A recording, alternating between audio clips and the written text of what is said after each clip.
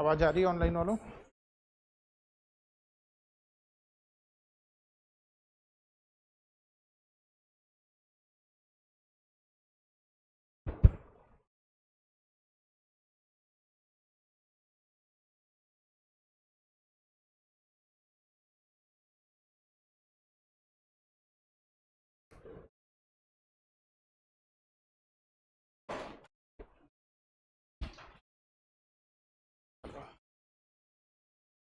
Last क्या बात की थी हमने?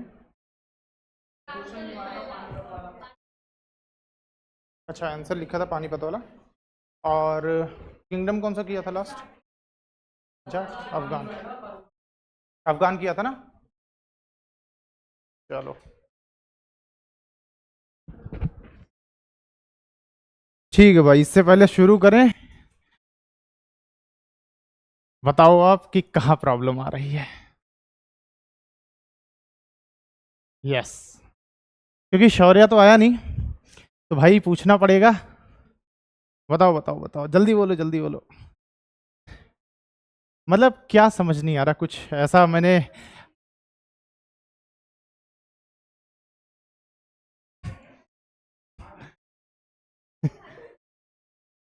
ठीक है।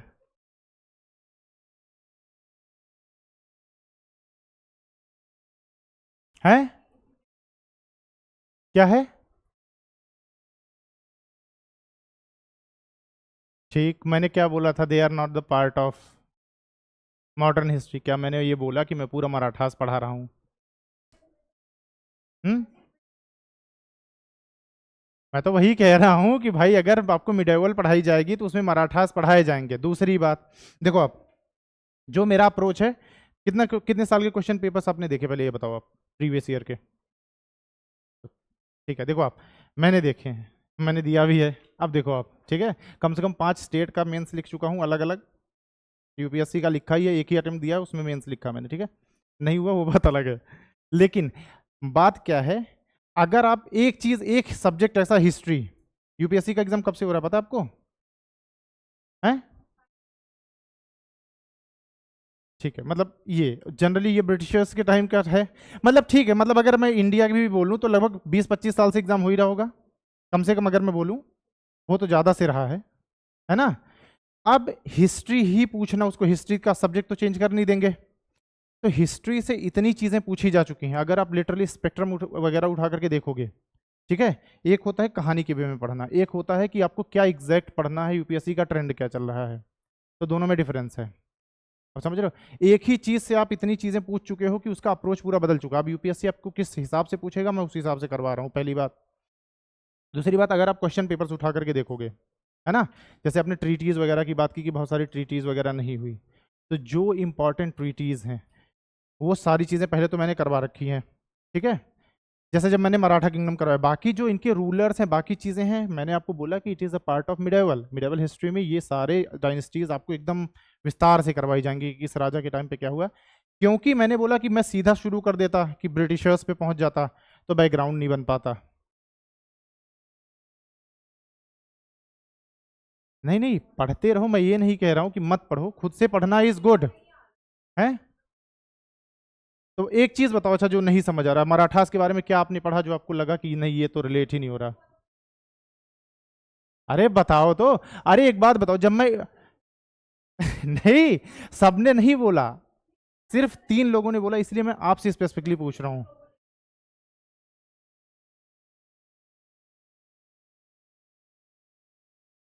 क्लियर मना कर रहा है मानो।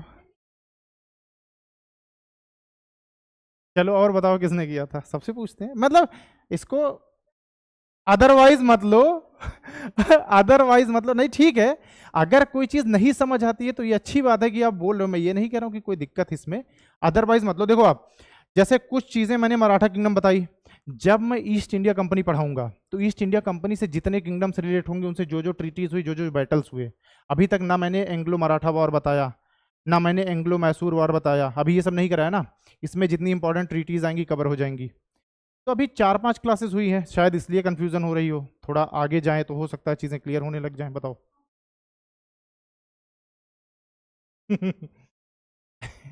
देखो वो भी साथ छोड़ रही है।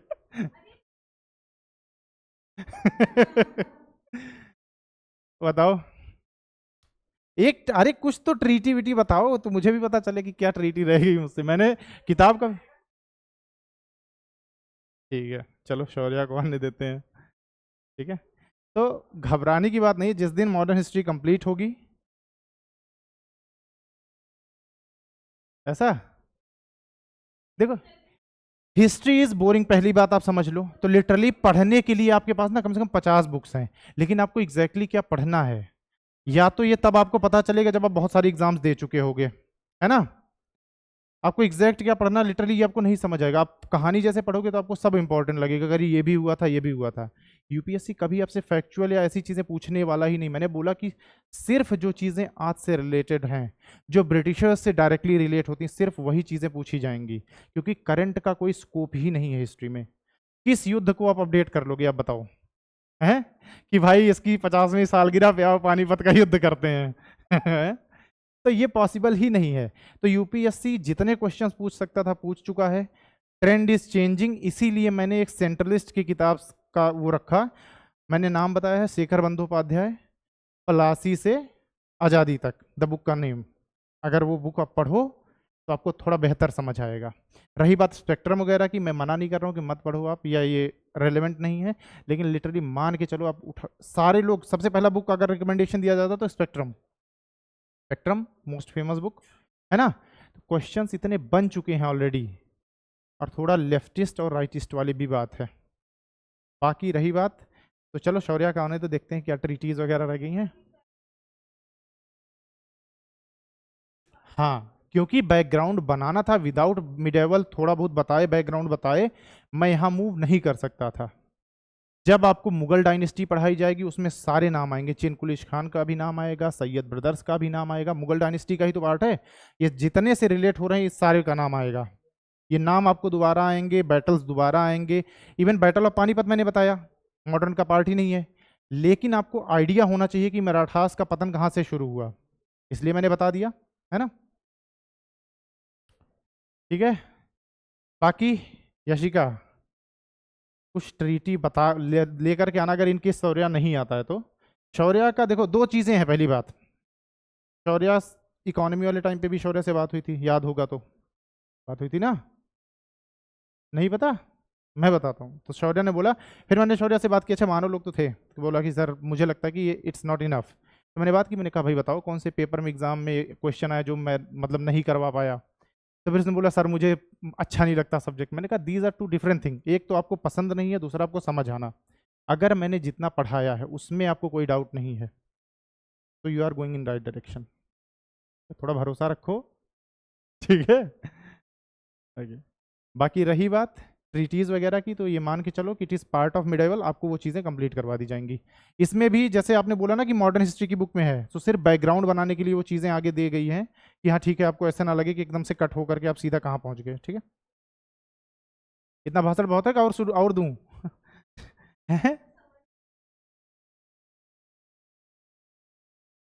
हम्म, नोट्स चाहिए तो बताओ, नोट्स दे दूं, जैसे पीपीटी का बोल रहे थे ना, नोट्स प्रोवाइड करवा दूं जितनी चीजें पढ़ाई हैं, तो ठीक रहेगा। नहीं, हाँ,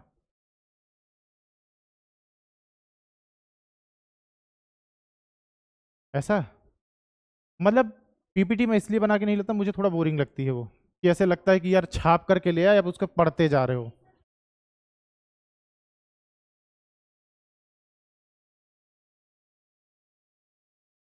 सुमित सर की क्लास लूंगा फिर बनाऊंगा, ठीक है।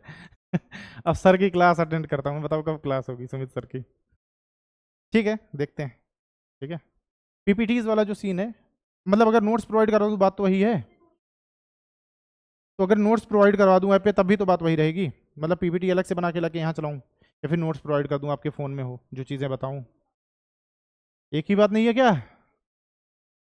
याद रहने वाली प्रियंका, देखो आप, याद रहने वाली बात ये है कि कोई भी चीज़ देखो, जैसे बाकी जो सब्जेक्ट हैं जो टेक्निकल वाली चीज़ें हैं, जैसे इकोनॉमी वगैरह होगी, इसमें आपको कंसेप्ट समझ आ गया तो वो नहीं भूलता है, कि अगर आपको नाम याद आ गया कि जीडीपी का, तो आप नहीं भूलोगे कि हाँ ये चीज़ें जीडीपी होती हैं। अब इसमें क्या ना, ये लिटरली कहानी है, इसमें कुछ है ही नहीं कि मैं किसी चीज़ को लिंक कर दूं। हाँ ये जरूर हो सकता है कि आप मनसबदार से नहीं भूलोगे कि हु इज़ मनसबदार, जागीरदार किसे बोला, ये जो टेक्निकल टर्म्स इसको नहीं भूलोगे आप, है ना। रही बात तो सिर्फ रिवीजन, हफ्ते में 2 दिन रख लो कि 2 दिन, हफ्ते के 2 दिन सिर्फ रिवाइज करेंगे, ज़्यादा नहीं, 1-1 घंटा दे दो आप, कुछ टाइम जाते जाते वो चीज़ें नहीं भूलोगे। आंसर राइटिंग की थोड़ी प्रैक्टिस कर लो आप, कि जैसे आप कोई भी एक डायनेस्टी पढ़ रहे हो, 1-2 बार रीडिंग मारी, उसके बाद आपने रैंडमली उस डायनेस्टी का एक हेडिंग दिया और उसमें आपने लिखना शुरू कर दिया, रैंडमली 5-10 मिनट टाइमर लगाया, आपने लिख दिया उस डायनेस्टी को, 2-3 बार लिखोगे ना, लिटरली वो चीज़ें याद हो जाएंगी। सिर्फ यही चीज़ है, मतलब जो मुझे लगता है कि लिख के याद करोगे तो थोड़ा आसानी होती है, बाकी सबका अलग अलग याद करने का तरीका, बट मुझे लगता है कि अगर आप लिख के याद करोगे, या फिर आपके घर में कोई छोटा वोटा हो, उसको ऐसे पकड़ो, कहो बेटा तुमको कहानी सुनाते, इतिहास बताता हूँ तुम्हें, किसी को बताओ ना आप, तो भी चीज़ें याद हो जाती हैं। अगर किसी को पढ़ाना हो, जैसे मैं आपको पढ़ा रहा हूँ, तो मुझे चीज़ें याद हो जाती हैं कि हाँ ठीक है, इसके बाद ये हुआ होगा, ये हुआ होगा, रिलेट होता है ना। ऐसे या तो किसी को पकड़ो बता दो, मम्मी के साथ काम करवा रहे हो, मम्मी चलो हिस्ट्री बताते हैं तुमको, आ जाओ, ठीक है। फिर पता लगे मम्मी की यूपीएससी निकल जाए उसके बाद आप लोग बैठे हुए हो बहुत ताना सुनने मिलेगा, ठीक है, ओके। फिलहाल मेन चीज शुरू होगी जब मैं ईस्ट इंडिया कंपनी शुरू करूंगा, वहां से मेन किस्सा शुरू होगा, वहीं से क्वेश्चंस वगैरह भी बनेंगे आपके, प्रीलिम्स के मैक्सिमम क्वेश्चंस आपको वहीं से मिलेंगे, उठा करके आप देख लेना गवर्नर जनरल से जनरली, और एक एक गवर्नर जनरल करवा दूंगा, उसने क्या क्या किया वो करवा देंगे, ठीक है, कुछ नहीं बचेगा, डोंट वरी। और रही बात एक एक ट्रीटी, बोलो पीएचडी करवा दूंगा मैं हिस्ट्री में, अब हाँ तैयार हो, पढ़ने के लिए तैयार हो, मैं पीएचडी करवा दूं।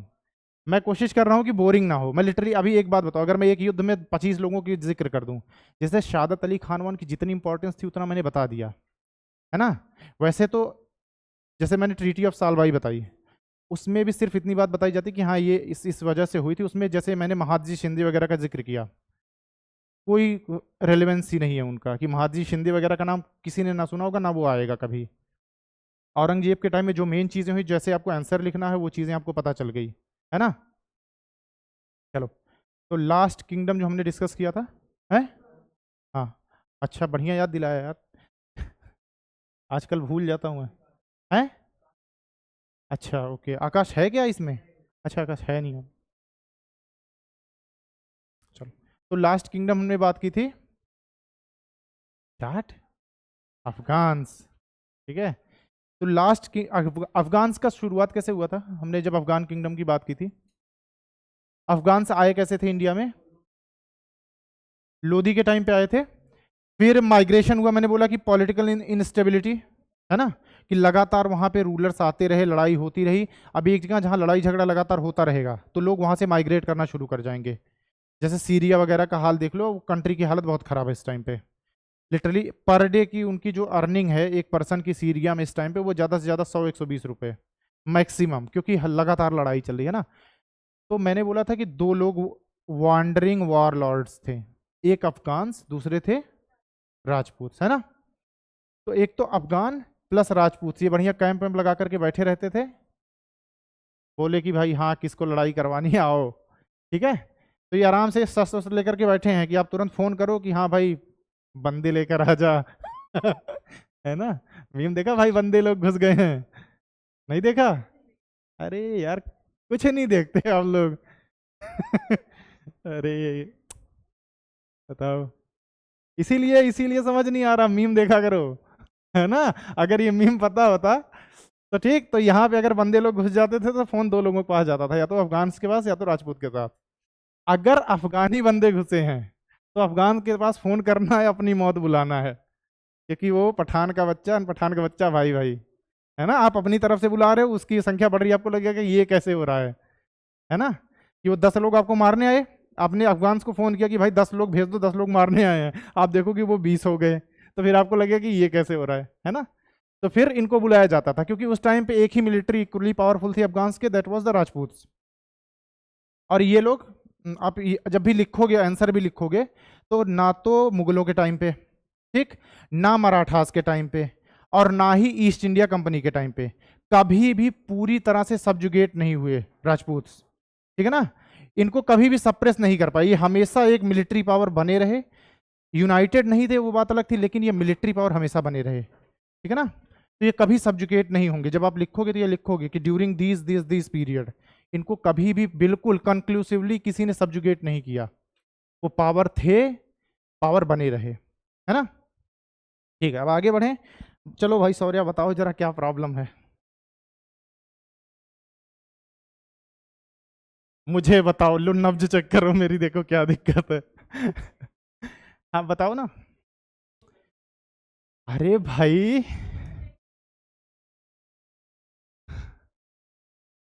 हाँ हाँ,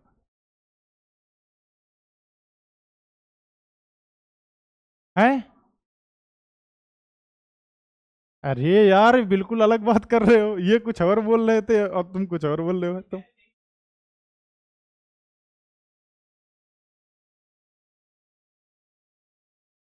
अच्छा, पेस बढ़ाने की बात है।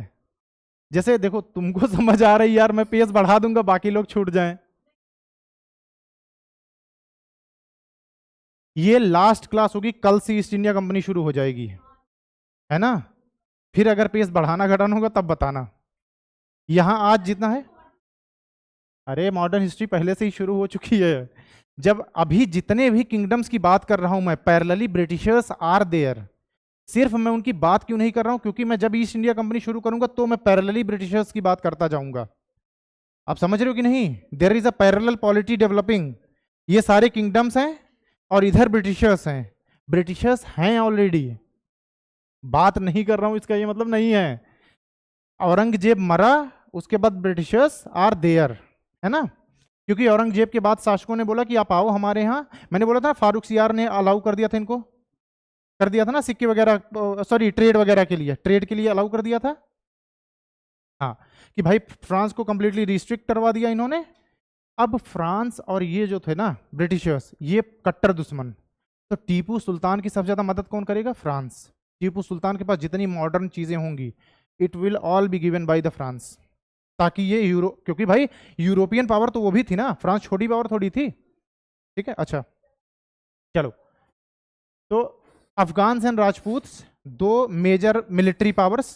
अफगान्स की हमने बात कर ली थी, उतना बड़ा किंगडम नहीं था तो ये हमारे लिए उतने रिलेवेंट नहीं होते हैं। राजपूत्स का भी जो मेन चीजें आएंगी, again it is part of medieval, हमारे लिए जितना इंपॉर्टेंट है वो देखते हैं, ठीक है। तो सेकंड जो मिलिट्री पावर थी वो ये थे। अफगान्स की बात की, अब हम बात करेंगे राजपूत्स की। तो they were the military power,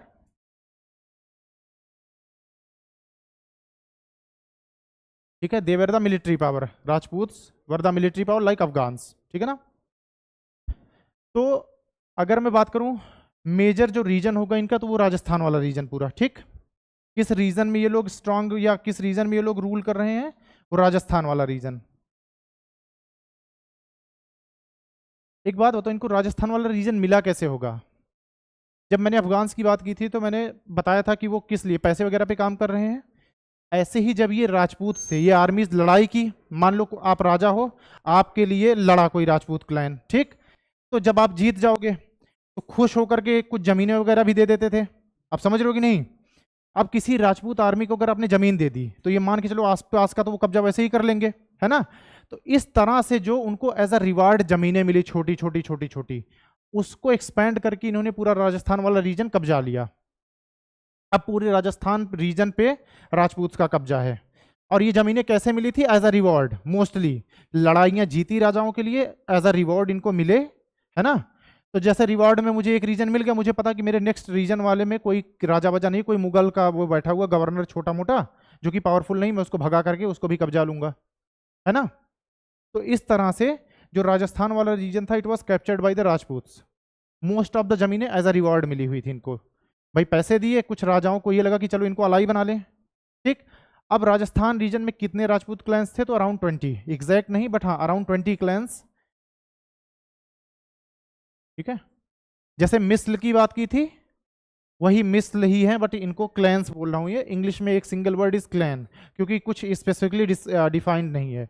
तो 20 क्लैन, राजपूत क्लैंस जनरली पूरे राजस्थान एरिया पे रूल कर रही हैं, ठीक है। अब क्योंकि ये पूरा राजस्थान कैप्चर करके बैठे हैं तो they are very powerful. Now comes Akbar. Akbar आता है।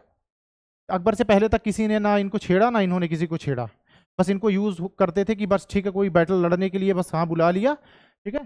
तो अब now comes the Akbar. Time period क्या था, पक्का। अकबर आते हैं गद्दी पे, जब वो गद्दी पे आते तो 13 साल का था, तो इतना दिमाग नहीं था तब तक। लेटर अकबर क्या करते हैं, इनको अलाइज बनाने के लिए, अकबर, मैंने बोला कि अकबर के टाइम पे कभी भी कोई मेजर क्लैश नहीं होगा, ठीक है ना, कि किसी से बहुत लगातार लड़ाई नहीं हुई, हाँ कुछ छोटे छोटे एरियाज थे जिनसे लड़ाई होगी, नहीं तो अकबर का किसी भी किंगडम से डायरेक्ट क्लैश नहीं होगा। क्यों? क्योंकि वो सोचते थे कि भाई को एग्जिस्टेंस वाली पॉलिसी, कि हम भी रह रहे हैं तुम भी रहो, दोस्त बन के रहो। तो Akbar wanted to be friend with the these Rajput clans. अब अकबर ने क्या किया कि he selected few clans, he selected few clans, मतलब ये 20 के 20 अगर राजपूत क्लैन है तो ये सारे पावरफुल नहीं होंगे, इसमें 3-4 क्लैंस होंगे जो टॉप पे बैठे होंगे, यही तो होगा, सारे थोड़ी पावरफुल होंगे कि भाई हाँ सारे के सारे इतने पावरफुल हैं। तो अकबर ने सेलेक्ट किया वो 3-4 जो पावरफुल क्लैंस हैं, उनको अकबर क्या बोलेगा, उनको बोलेगा कि हमारे दोस्त बन जाओ, और बदले में क्या होगा, बदले में हम तुम्हारी हेल्प करेंगे क्या, जो ये बाकी क्लैंस हैं इन पे कब्जा करने में। अच्छा दिमाग है कि नहीं, सोच के देखो, आप उनको एक दूसरे के खिलाफ कर रहे हो ताकि कल को अगर राजपूतों से दिक्कत हो तो वो एक साथ ना लड़ पाए, डिवाइड एंड रूल। तो चलो इन्होंने बोला कि चलो 4 क्लैंस को पकड़ लिया अकबर ने, बोला कि भाई आप हमें क्या दो, हम हमको क्या चाहिए बताओ, अगर मैं किसी राजपूत क्लैन से दोस्ती कर रहा हूं तो मुझे उसकी क्या चाहिए होगी, लॉयलिटी, एन आर्मी, यही तो चाहिए राजा को। तो इन क्लैंस से अकबर को क्या चाहिए, लॉयलिटी चाहिए प्लस आर्मी चाहिए, कि भाई हमारी लड़ाई होगी तो हम तुम्हें, तुम्हारी लॉयलिटी और तुम्हारी आर्मी हमें जरूरत पड़ेगी, बदले में आपको क्या मिलेगा as a reward, as a reward आपको सबसे पहला तो मनसब दिया जाएगा, मनसब मिलेगा ना, तो Rajput clans will be the mansabdar of the Akbar, तो आपको क्या मिलेगा, एक तो मनसब मिलेगा, plus we will help you to capture the other Rajput areas, ठीक है, हेल्प इन कैप्चरिंग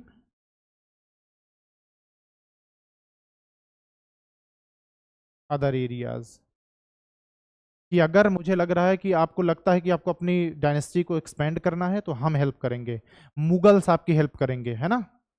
तो इस तरह से now Rajput and Mughals are allies, दोस्त बन गए अकबर के टाइम पे, Rajput and Mughals are allies. अब ये दोस्ती तब तक चलेगी जब तक औरंगजेब नहीं आएगा, till the time of Aurangzeb ये ऐसे ही कंटिन्यू रहेगा, they will be coexistence policy, कि ये अपना ऑटोनॉमसली रूल कर रहे हैं, and they are also the what do we say mansabdars. तो राजपूत क्या हो गए यहाँ पे, मनसबदार ऑफ मुगल्स, ठीक है ना।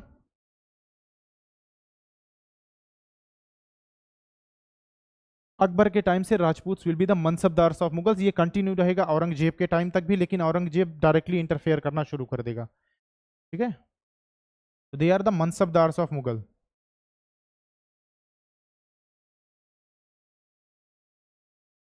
ओके। तो Rajput they were the mansabdars of Mughals,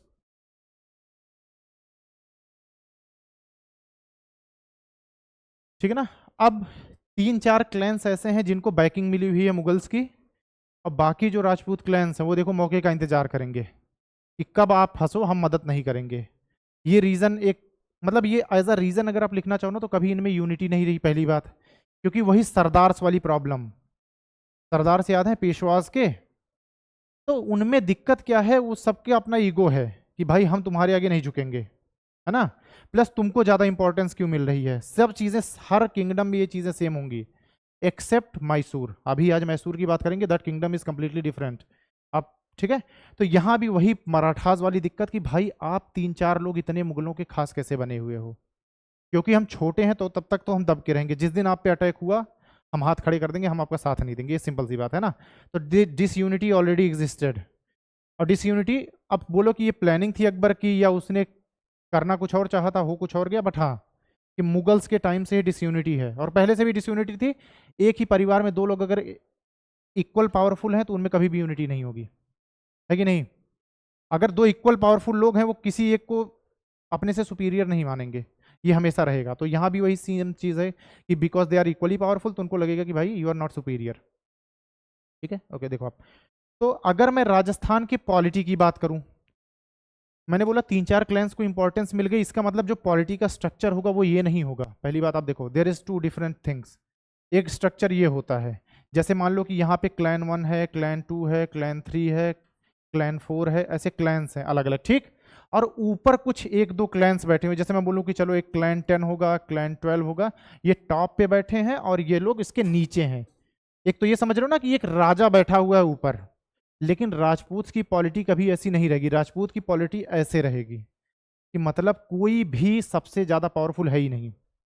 कुछ क्लैंस यहाँ हैं तो कुछ क्लैंस यहाँ हैं, कुछ क्लैंस यहाँ हैं, ऐसे ऐसे। तो पॉलिटी में कोई ये स्ट्रक्चर नहीं कि कोई मेजर पावर ऊपर बैठा हुआ है।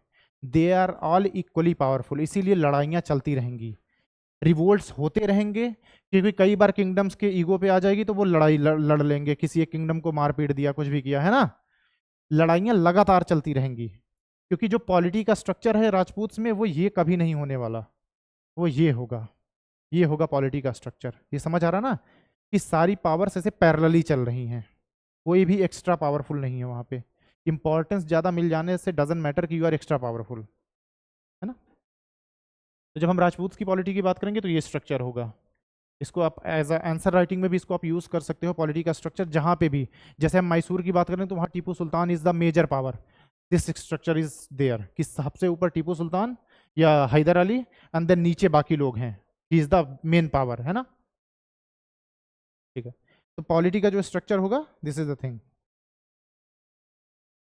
अब देखो मैंने बोला कि जब तक औरंगजेब नहीं आएगा तब तक there is no major conflict, वो महाराणा प्रताप वाला चलेगा, लेकिन अगेन ही इज एक सेपरेट राजपूत क्लैन है, एक एक जगह है, एक छोटा सा एरिया जिसके लिए लड़ाई चल रही है ना। और बाकी मेवाड़ और मारवाड़ ये हमेशा एंटी ही रहेंगे मुगल्स के। ठीक है, यहां तक क्लियर है। अब देखो आप, अब आता है औरंगजेब, नाउ कम्स एजी। मानवी, what was the code for Aurangzeb? याद कर लो इस कोड को, 5807। ये तो मुश्किल भी नहीं है उतना याद करना, 5-6 हजार बार तो मैं ही बता चुका हूं। नहीं, 5-6 हजार बार नहीं बताया। बताओ कौन सा फिगर ऑफ स्पीच है इसमें, विच फिगर ऑफ है? हाइपरबोल। ठीक है, ओके। औरंगजेब आया, अरे फिगर ऑफ स्पीच पूछा मैंने, मैंने बोला कि 5-6 हजार बार मैं ही बता चुका, फिर मैंने बोला what which figure of speech is there, hyperbole है ना। Hyperbole is exaggerating something. ठीक है, ओके। औरंगजेब केम। अब देखो मैंने क्या बोला, अब देखो यहाँ पे क्या हो रहा था ना, औरंगजेब के टाइम पे मैंने बोला मारवाड़ और मेवाड़ ये दोनों हमेशा रिबल स्टेट, मतलब किंगडम्स बोल लो आप, तो ये हमेशा अपने को एक्सपेंड करने की कोशिश करेंगे, क्योंकि यहाँ पे रूलर्स। ठीक है, मेवाड़ में कौन था? मेवाड़ का नाम आता तो कौन था? है रतन सिंह। मेवाड़ में कौन था संदीप? अच्छा, चलो ठीक है। तो बेसिकली मेवाड़ और मारवाड़ के शासक जो होंगे वो हमेशा अपने आप को एक्सपेंड करने की कोशिश करेंगे। एक और प्रॉब्लम होगी, मेवाड़ और मारवाड़ जो ट्रेड रूट था मुगल का, अगर आप ट्रेड रूट देखोगे कभी तो ये सीधा उसके ट्रेड रूट में आते हैं। तो दो किंगडम ऐसे हो जो पावरफुल हो रहे हैं और आपके ट्रेड रूट में आते हैं, ठीक है ना। तो औरंगजेब आएगा and he declared war against these states, ठीक है ना।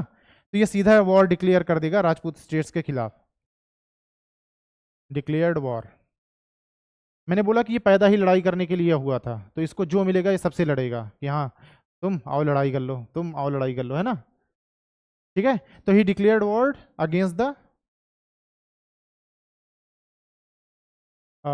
ठीक है, राजपूत क्लैंस बोलो आप, क्योंकि सबके लिए तो नहीं करेगा, कुछ राजपूत क्लैंस स्टिल इसके साथ हैं तो सबके खिलाफ नहीं, फ्यू राजपूत क्लैंस के खिलाफ इसने सीधा वॉर डिक्लेयर कर दिया। और ये वॉर का मेन रीजन क्या था? Balance of power.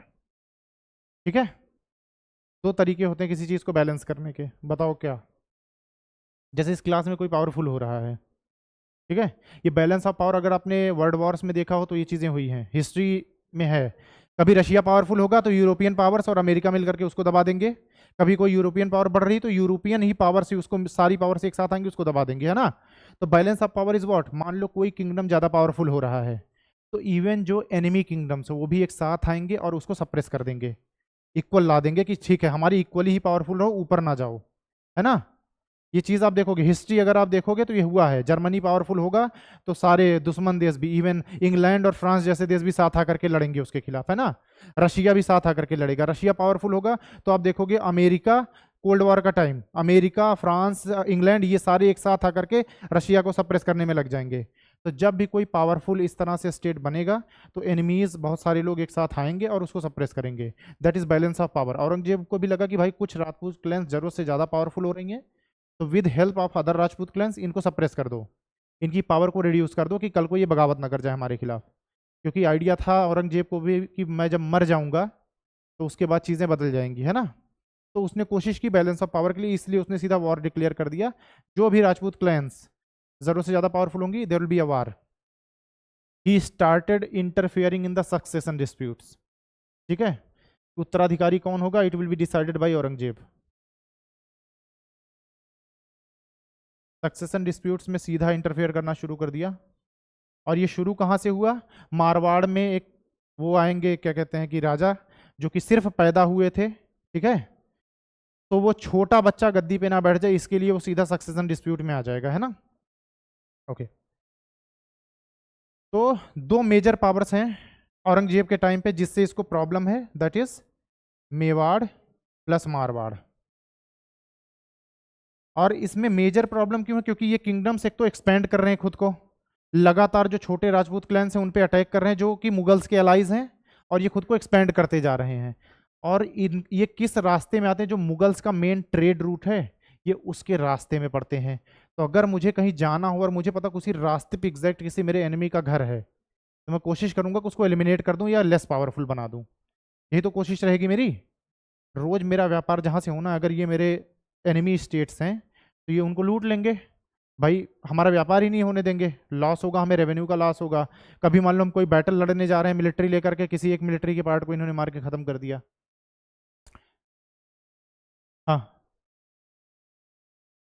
कुछ बोल रहे थे, अच्छा ठीक है, ओके। अच्छा, मेवाड़ का राजा कौन होगा, जो मेन उस टाइम पे थे, राज सिंह। ठीक है, तो मेवाड़ में औरंगजेब के ही पैरेलली राज सिंह होंगे। ही वॉज वेरी पावरफुल है, पतंजलि से ज्यादा शायद तो मेरे अंदर है। हाँ, क्या चीज, ठीक है। औरंगजेब तक क्लियर था, एक पैरेलल पॉलिटी। मैंने बोला कि जब तक औरंगजेब नहीं आएगा कोई भी एक बहुत कंक्लूसिव वॉर नहीं होगा। मैंने क्या बोला, बैलेंस ऑफ पावर वाला समझ आया। अब हुआ क्या, बैलेंस ऑफ पावर में ही जैसे लड़ाई हुई, राज सिंह मेवाड़ के राजा थे, बाकी मारवाड़ भी राज सिंह, है ना। ही इज द पैरेलली कि औरंगजेब के टाइम पे जब लड़ाई होगी तो Raj Singh is ruling this Mewar area. ऐसे ही मारवाड़ में भी कुछ राजपूत क्लैंस बैठी जो दे आर इक्वली पावरफुल। अब हुआ क्या, जैसे मेवाड़ पे सक्सेशन डिस्प्यूट में ये डायरेक्टली बोलेगा, जैसे राज सिंह की डेथ होगी उसके बाद एक ना इन्फेंट आ जाएगा गद्दी पे, तो इसको लगेगा कि इन्फेंट गद्दी पे बैठेगा तो इनडायरेक्टली कोई और रूल करने लग जाएगा, इन्फेंट थोड़ी रूल करेगा, उसके नाम पे कोई और रूल करेगा। तो ये सक्सेशन में पहली बात तो घुस जाएगा कि भाई ये राजा नहीं बनेगा, कोई और राजा बनेगा जिसको मैं बोलूंगा, ये पहली बात। अब मैंने बोला कि मारवाड़ और मेवाड़ ये मेजर कांटा बने हुए इसके गले के। तो जब औरंगजेब ने अटैक किया मेवाड़ पर अगेंस्ट द राज सिंह, तो मारवाड़ का सपोर्ट मिला मेवाड़ को। तो now Marwar plus Mewar they are fighting against Aurangzeb, it's a, है ना। तो Mughal empire and then Marwar plus Mewar, सिर्फ ये दो कह सकते हो कि किंगडम्स हैं जो लड़ रहे हैं औरंगजेब से। बाकी जो अदर, अच्छा ठीक है, बाकी जो अदर क्लैंस हैं, अदर राजपूत क्लैंस, लगभग 18 और क्लैंस हैं, उन्होंने क्लियरली मना कर दिया। मैंने बोला ना कि वो पहले से मौके पे बैठे थे कि कभी तुम्हारी लड़ाई होगी and we will deny, here they denied. Aurangzeb से डायरेक्ट लड़ाई इनकी है, और जो अदर राजपूत क्लैंस हैं उन्होंने सपोर्ट करने से मना कर दिया। लड़ाई जनरली मेवाड़ से थी, मारवाड़ ने सपोर्ट किया था इसको, ठीक है ना। Other Rajput clans they denied, other Rajput clans they denied the support. उन्होंने मना कर दिया कि भाई हमसे सपोर्ट नहीं हो पाएगा, तुम अपना देख लो, क्योंकि अभी तक तुम हम पे अटैक कर रहे थे, मौका मिल रहा था, तो अब तुम पे अटैक हुआ तो तुम हमारा सपोर्ट मांग रहे हो। और generally they were the allies of, they were the mansabdars of the Mughals, तो वैसे भी उसके अगेंस्ट जाने का कोई मतलब नहीं था, क्योंकि औरंगजेब के टाइम तक तो पावरफुल थे मुगल्स, है ना। तो यहाँ से अब इसका बेसिकली आउटकम क्या रहा, औरंगजेब वन, ये बैटल जीत जाएगा औरंगजेब सिर्फ इन दो राज्यों के खिलाफ। वन मतलब ऐसे कंक्लूसिव विक्ट्री नहीं है, लेकिन हाँ सप्रेस कर ले जाएगा तो जीत गया। ठीक है, कभी भी मैंने बोला कि कंक्लूसिवली राजपूत्स को, सिख्स को, जाट्स को कोई भी कंक्लूसिवली सब्जुकेट नहीं कर पाएगा। तो यहां से क्या होता है, औरंगजेब जीतता है।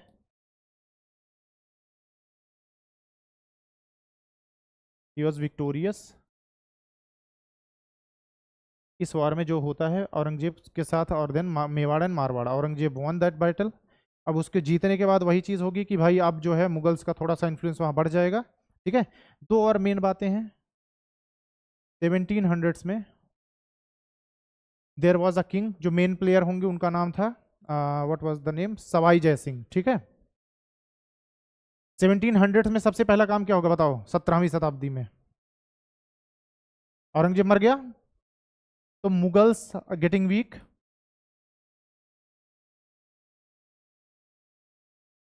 मुगल्स आर वीकन नाउ, क्योंकि औरंगजेब इज डेड। औरंगजेब के बाद मैंने बोला कि कोई भी पावरफुल आ नहीं पाएगा। तो अब सारे जो राजपूत क्लैंस थे वो खुद को पहली बात तो ऑटोनॉमस बोल देंगे कि वी आर नाउ ऑटोनॉमस, कि हमारा आपसे सिर्फ लेना देना इतना है कि बस ठीक है हम मनसबदार हैं, उतने का रिश्ता रहेगा, you are not ruling us now. तो राजपूत क्लैंस तुरंत, जैसे औरंगजेब की डेथ होगी, औरंगजेब के लास्ट टाइम में ही जैसे 17th सेंचुरी शुरू हुई, मतलब 1603-4 तक बोल देंगे कि नाउ वी आर ऑटोनॉमस, हमें आपसे कोई लेना देना नहीं है। ठीक है, बस हम आपके मनसबदार हैं तो टैक्स वगैरह जाता रहेगा, बाकी कुछ नहीं, कोई मतलब लेना देना नहीं है ना। तो दिस इज द थिंग। ठीक है, तो मुगल्स आर वीकन। इसमें अगर मैं राजपूत की बात करूं तो मेन प्लेयर, अगर मैं बात करूं इनके main player, the name is Sawai Jai Singh. Sawai Jai Singh, और हाँ ठीक है, सवाई जय सिंह।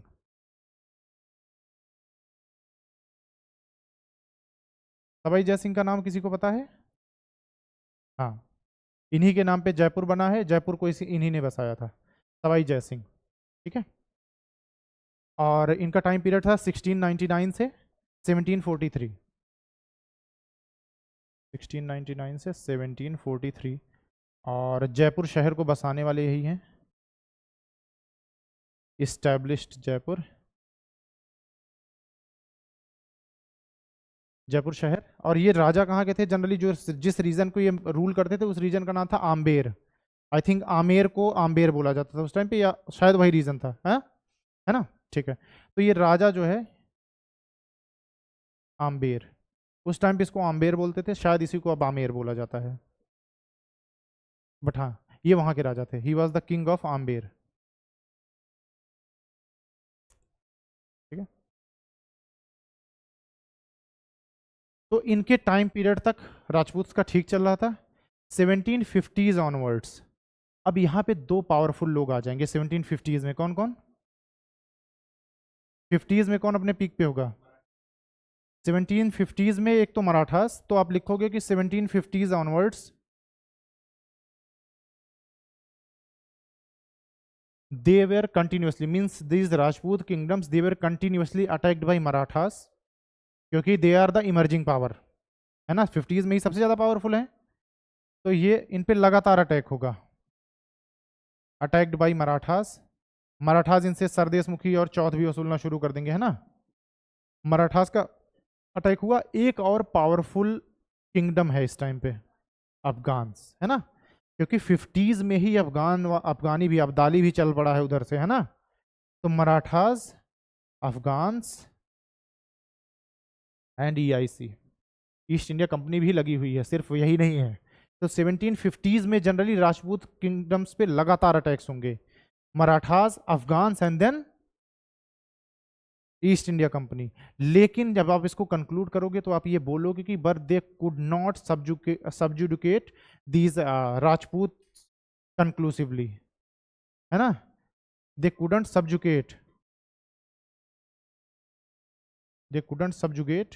राजपूत कंक्लूसिवली। जब आप कंक्लूड करोगे क्वेश्चंस को, they remain the military power, चाहे वो पहले की बात करो चाहे वो लास्ट की बात करो, ब्रिटिशर्स के टाइम पे भी they will still remain the military power. Britishers की भी जब हम बात करेंगे ईस्ट इंडिया कंपनी की, तो दे रिस्पेक्टेड द राजपूत किंग्स, कि ठीक है आप राजा हो, आपकी रिस्पेक्ट है एक पर्टिकुलर एरिया में, हम आपसे डायरेक्ट टक्कर नहीं लेंगे, साथ मिलकर के रहो। स्पेलिंग देख लेना, सबजुगेट आई थिंक यही होती है। कंक्लूसिवली दे कुड नॉट, है ना, मतलब ये तीनों, चाहे मराठास की बात करूं, अफगान्स की बात करूं, चाहे ईस्ट इंडिया कंपनी की बात करूं, मुगल्स की भी बात करूं, तो उसके लिए जब आप कंक्लूड करोगे तो आप लिखोगे they could not subjugate Rajput conclusively, कि कहीं भी इसका ये साक्ष्य नहीं मिलता कि हाँ कंप्लीटली कि हाँ डिस्ट्रॉय कर दिया। They were a military power, they remain the military power, है ना। इतनी बातें थी कुछ राजपूत किंगडम की। आगे बढ़ते हैं, मैसूर पे आते हैं। Mysore is important for us. ठीक है।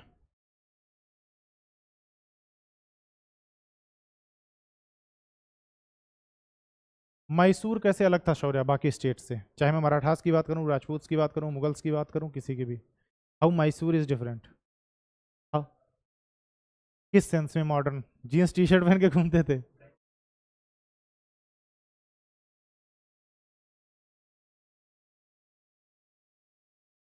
और कुछ? ठीक है। और एक और बात है।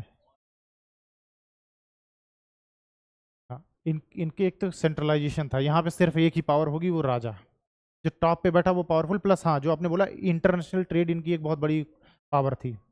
मतलब मजबूती कह सकते हो, इनके पास फाइनेंशियली बड़े मजबूत थे क्योंकि ये इंटरनेशनली ट्रेड करते थे। और इनके जो फैक्ट्रीज वगैरह थी वो ओमान में थी, पता कि नहीं? ओमान में इनकी फैक्ट्रीज थी मैसूर की उस टाइम पे। ठीक है, बात करते हैं, शुरू करते हैं। ठीक है, तो मैसूर की हिस्ट्री से शुरू करते हैं। तो कौन सा स्टेट था जो मैसूर बनेगा? अरे किंगडम की बात करो। यस, ठीक है। तो हिस्ट्री जो है, विजयनगर आगे चल के मैसूर बनेगा, मतलब इसी का पार्ट था एक तरह से कह सकते हो। Now Mysore is the Vijayanagar, या विजयनगर ही मैसूर है। राम ही श्याम है, श्याम ही राम है, कुछ भी बोलो अब। ठीक है, तो विजयनगर एम्पायर, विजयनगर एम्पायर को किसने बनाया था? Harihara and Bukka. Harihara is known as Hakka and his brother is Bukka. ठीक है ना, हक्का बक्का। ठीक है। ठीक है, स्टैब्लिश फाउंडर उन्हीं को बोला, हरिहर एंड बुक्का, है ना। Then rulers were Wodeyar dynasty की बात कर रहे हो आप, है ना, वोडेयार डायनेस्टी। ठीक है। टाइम पीरियड इसका अगर आप जाना, मतलब खैर ये हमारा पार्ट तो नहीं है, फिर भी 1336 से ये डायनेस्टी ये बहुत पावरफुल थी। आप सोचो कि लगभग कितना, 1646, लगभग देखो ना कि अपने 310 साल, 310 ही होगा ना, 310 ईयर्स दे रूल्ड। तो अच्छा खासा टाइम पीरियड है। ठीक है, तो आगे चल के ये मैसूर बनेगा। Mysore, Mysore was founded by whom?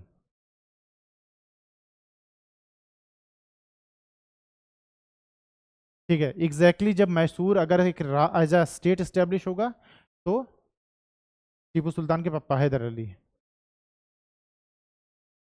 Actually देखो, अब तब तक वोडेयार डायनेस्टी चलती आएगी, वोडेयार डायनेस्टी को हटा करके, वही मैं कह रहा हूं, डीथ्रोन करके आएंगे ना। तो जब हम मैसूर किंगडम की बात करें तो हम बोलेंगे हैदर अली से शुरू हुआ, है ना। ठीक है, तो 1760s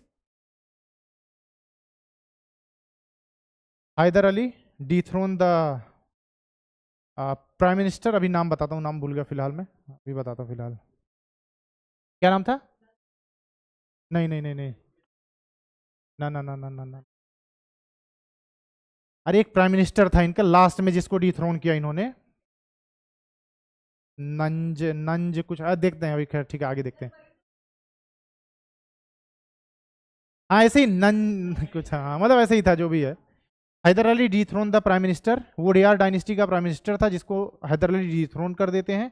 हैदर अली कौन? Hyder Ali was a troop, ये सिर्फ एक सिपाही थे उसकी मिलिट्री में, है ना। He was just a troop.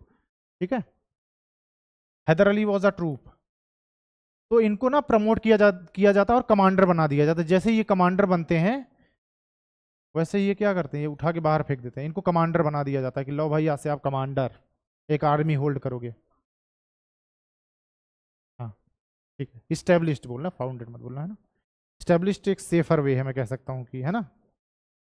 Okay, तो अच्छा, हैदर अली का टाइम पीरियड, हैदर अली का कोड है 6182 टू 822, टू में मार दिए जाएंगे ये, ब्रिटिशर्स मार देंगे तो टीपू सुल्तान आ जाएंगे। हाँ 82, हाँ ठीक है, 82, 6182। किस सेंचुरी की बात हो रही है संदीप? हैं, 18th सेंचुरी? ठीक है, हैदर अली ने क्या किया? डीथ्रोन के लिए क्या वर्ड है? कूप डिटेर, है ना। खाली अगर आप कूप भी लिखते हो तो भी वही माना जाता है कि डीथ्रोन्ड, चाहे आप डीथ्रोन्ड बोलो, कूप कूप डिटेर बोलो, कुछ भी बोलो, है ना। किसको कूप डेट किया इन्होंने? वोडेयार्स को। वोडेयार डायनेस्टी का जो पीएम था उसको इन्होंने कूप डिटेट किया, मतलब डी थ्रोन किया। किसी को लगे प्रॉब्लम इसमें तो डी थ्रोन लिख लेना आप। डी थ्रोन करके इन्होंने अपना रूल इस्टेब्लिश किया। ठीक है। जब मैं हैदर अली की बात करूंगा, देखो कोई सेपरेट रूल नहीं था, क्योंकि हैदर अली के साथ इनका बेटा टीपू सुल्तान भी लगभग सिमिलर टाइम पे है। तो जब भी मैं बात करूंगा किसी चीज की, जनरली आप हैदर अली प्लस टीपू सुल्तान लिखोगे, है ना।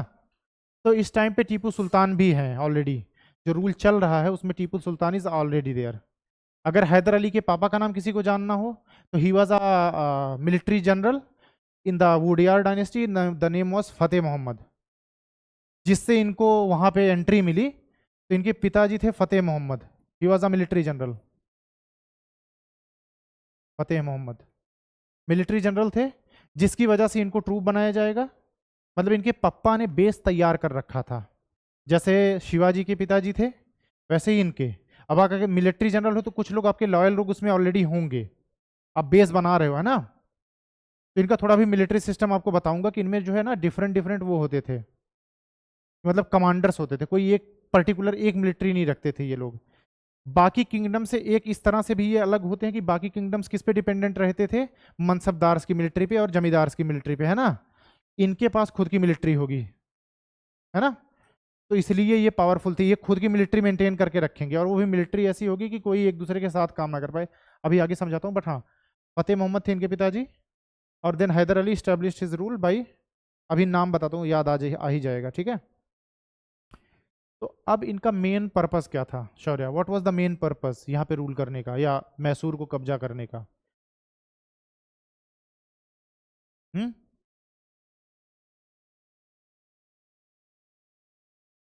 ठीक है, देखो आप, मेन जो कारण था कि मतलब मुझे अब एज अ रूलर स्टैब्लिश होना है प्लस चीज़ें बढ़ानी है, तो ये दो चीज़ों का कंट्रोल चाहिए था इनको। एक तो इनको ट्रेड का कंट्रोल चाहिए था, क्योंकि इनको पता था कि ट्रेड में बहुत रिच था ये राज्य, ठीक है ना।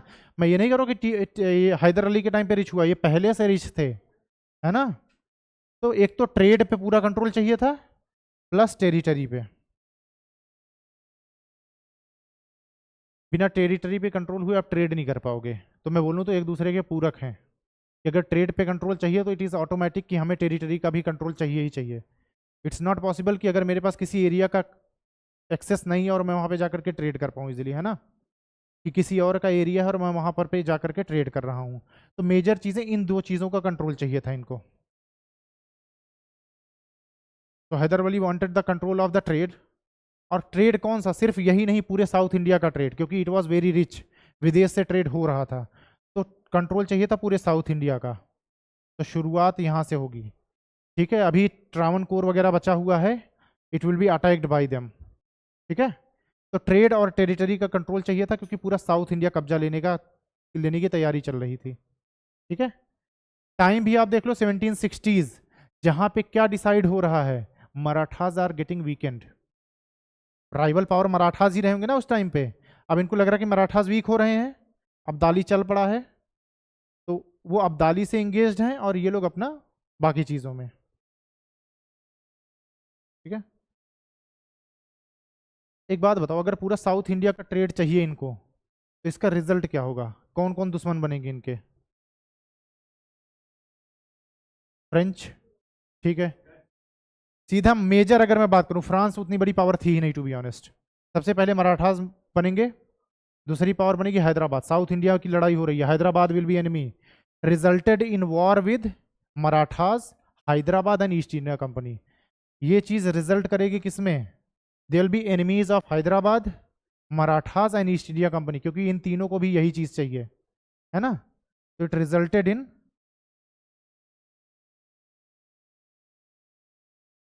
वॉर विद मराठास, प्लस मत लिखो क्योंकि अलग अलग ही हैं ये लोग, एन करके लिख लो, Hyderabad and EIC. East India Company की शर्त भी थी, मैंने आपको बताया था कि आप मैसूर को हराओगे मराठास से, है ना। हम्म? हमने डिस्कस किया था ना, ओके। अब देखो, आप रिजल्टेड इन वॉर। अब इसकी वजह से 4 एंग्लो मैसूर वार होते हैं, जो कि हम आगे ईस्ट इंडिया कंपनी में डिस्कस करेंगे, लेकिन अभी के लिए फिलहाल आप जानते रहो कि इसकी वजह से सीधा ईस्ट इंडिया कंपनी से जो वार होगा, 4 एंग्लो मैसूर वार होंगे। जैसे एंग्लो मराठा वार होंगे जब ईस्ट इंडिया कंपनी डिस्कस करेंगे तो वो भी डिस्कस करेंगे, इसी तरह से 4 एंग्लो मैसूर वार होंगे। ठीक है ना? ओके, पहला एंग्लो मैसूर वॉर 1766 से 69। मर्जी है, आगे पढ़ाऊंगा ही, मर्जी है, लिखे रहोगे तो थोड़ा आइडिया रहेगा कि ईयर्स याद रहे शायद, है ना? तो पहला एंग्लो मैसूर वॉर, ये समझ आया ना कि किस वजह से लड़ाई हुई है। कंट्रोल चाहिए पूरे साउथ इंडिया का। ब्रिटिशर्स भी वहां इमर्जिंग पावर है क्योंकि 1757 का बैटल हो चुका है, उनको भी चाहिए ही चाहिए, है ना? तो पहला एंग्लो मैसूर वॉर 1766 से 69, एंग्लो मैसूर वॉर का, और एंग्लो मराठा वॉर भी ऐसे हुआ था। तो देन सेकंड इज 80 से 84, 84, ठीक है। एंड देन 90 से 92, थर्ड वन इज 90 से 92। यहाँ पे किसकी डेथ हो जाएगी? हैदर अली की। इस वॉर में Hyder Ali will be dead. इस वॉर से हैदर अली की यहाँ से डेथ होगी, है ना? सेकंड एंग्लो मराठा है। कब आएंगे? आफ्टर 82 हैदर अली की डेथ हो जाएगी, टीपू सुल्तान, अभी ईयर लिखवा देता हूँ उनका भी, आगे बात करेंगे, ठीक है। And then last will be 99, यहाँ पे टीपू सुल्तान की डेथ हो जाएगी, he was slaughtered by the Britishers, then यहाँ से काम खत्म हो जाएगा। और यहां से फिर कौन रिस्टोर हो जाएगा? यहां से फिर से रिस्टोर हो जाएंगे वोडियार्स, ठीक है ना? वोडियार्स मतलब एज अ पेपेट, कि भाई ब्रिटिशर्स उनको एज अ पपेट बैठा दिया कि हाँ ठीक है अब हम आराम से रूल कर सकते हैं, क्योंकि उनको कहाँ कहाँ डायरेक्ट रूल करेंगे, है ना? ये चारों एंग्लो मराठा वार्स, इसकी पूरी डिटेल्स डिस्कस करेंगे ईस्ट इंडिया कंपनी में, जो कि कल से शुरू होगा, ठीक है। अब हम देखते हैं, यहां तक समझ आया ना कि मैसूर का थोड़ा सा बैकग्राउंड। अब देखते हैं कि इस्टेब्लिश कैसे हुए, how Mysore established itself as a central power.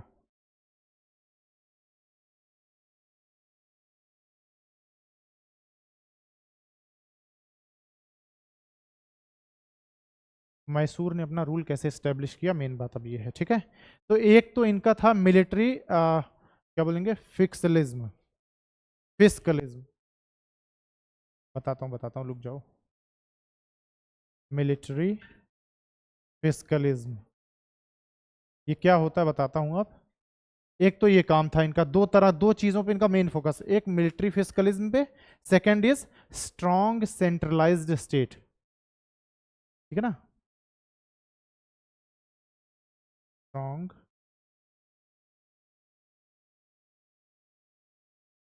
Centralised state, ये दो चीजें करके ये सीधा बन जाएंगे। अब देखो मिलिट्री फिस्कलिज्म क्या होता है, यहाँ पे एक तो मॉडर्नाइजेशन ऑफ मिलिट्री, देखो ये दो चीजों से मिलकर बना होता है। अगर कोई दो काम कर रहा है अपनी मिलिट्री को मजबूत करने के लिए, दो काम क्या क्या चीज है, एक तो मॉडर्नाइजेशन कर रहा है आपकी मिलिट्री का,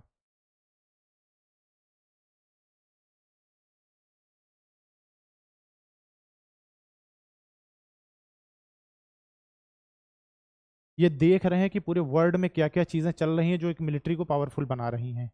यूरोप में लगातार लड़ाइयाँ चल रही हैं, तो ये देख रहे हैं कि उनका क्या पैटर्न है, वो क्या क्या चीजें यूज कर रहे हैं जिसकी वजह से वो इतने पावरफुल बने हुए हैं, है ना? एक तो मॉडर्नाइजेशन, दूसरा इन्होंने क्या किया कि ट्रेड प्रॉफिट पे फोकस किया। अब देखो अब हो क्या रहा, मैंने क्यों बोला कि ये दोनों एक दूसरे एक साथ होंगे, क्योंकि ट्रेड से जो प्रॉफिट होगा वो पैसा यहां लगाया जाएगा। ये समझ आ रहा है ना? Focus on, focus on trade profit. और ये ट्रेड प्रॉफिट क्यों हो रहा है? क्योंकि मैसूर वो स्टेट बनेगा जो कि विदेशों में चीजें बेचना और खरीदना शुरू करेगा, like East India Company. They are trying to imitate East India Company.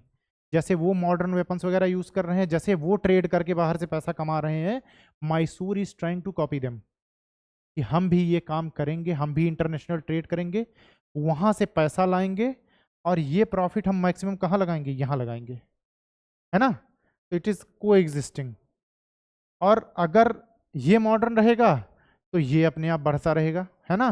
तो एक दूसरे के पूरक, ये पैसा आ रहा ट्रेड वगैरह करके, मिलिट्री पे लग रहा, मिलिट्री इज पावरफुल, तो फिर ये सपोर्ट कर रही है ट्रेड को। यहाँ हम बैठे बेटा जाओ इस रास्ते से, देखते हैं कौन क्या करता है ना? तो this is called military fiscalism. Strong central state, इसका मतलब क्या हुआ? Power is centralize to the king, simple सी बात।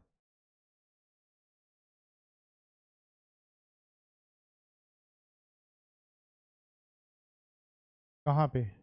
राजा में, राजा के पास सारी पावर है। कैसे है देखो आप ये। अब इस तरह से ये लोग किससे अलग हो जाते हैं? अवध से अलग हो जाते हैं, मराठा से अलग हो जाते हैं, हैदराबाद से अलग हो जाते हैं, क्योंकि वहां पे डिसेंट्रलाइजेशन ऑफ पावर है कि नहीं? नहीं है?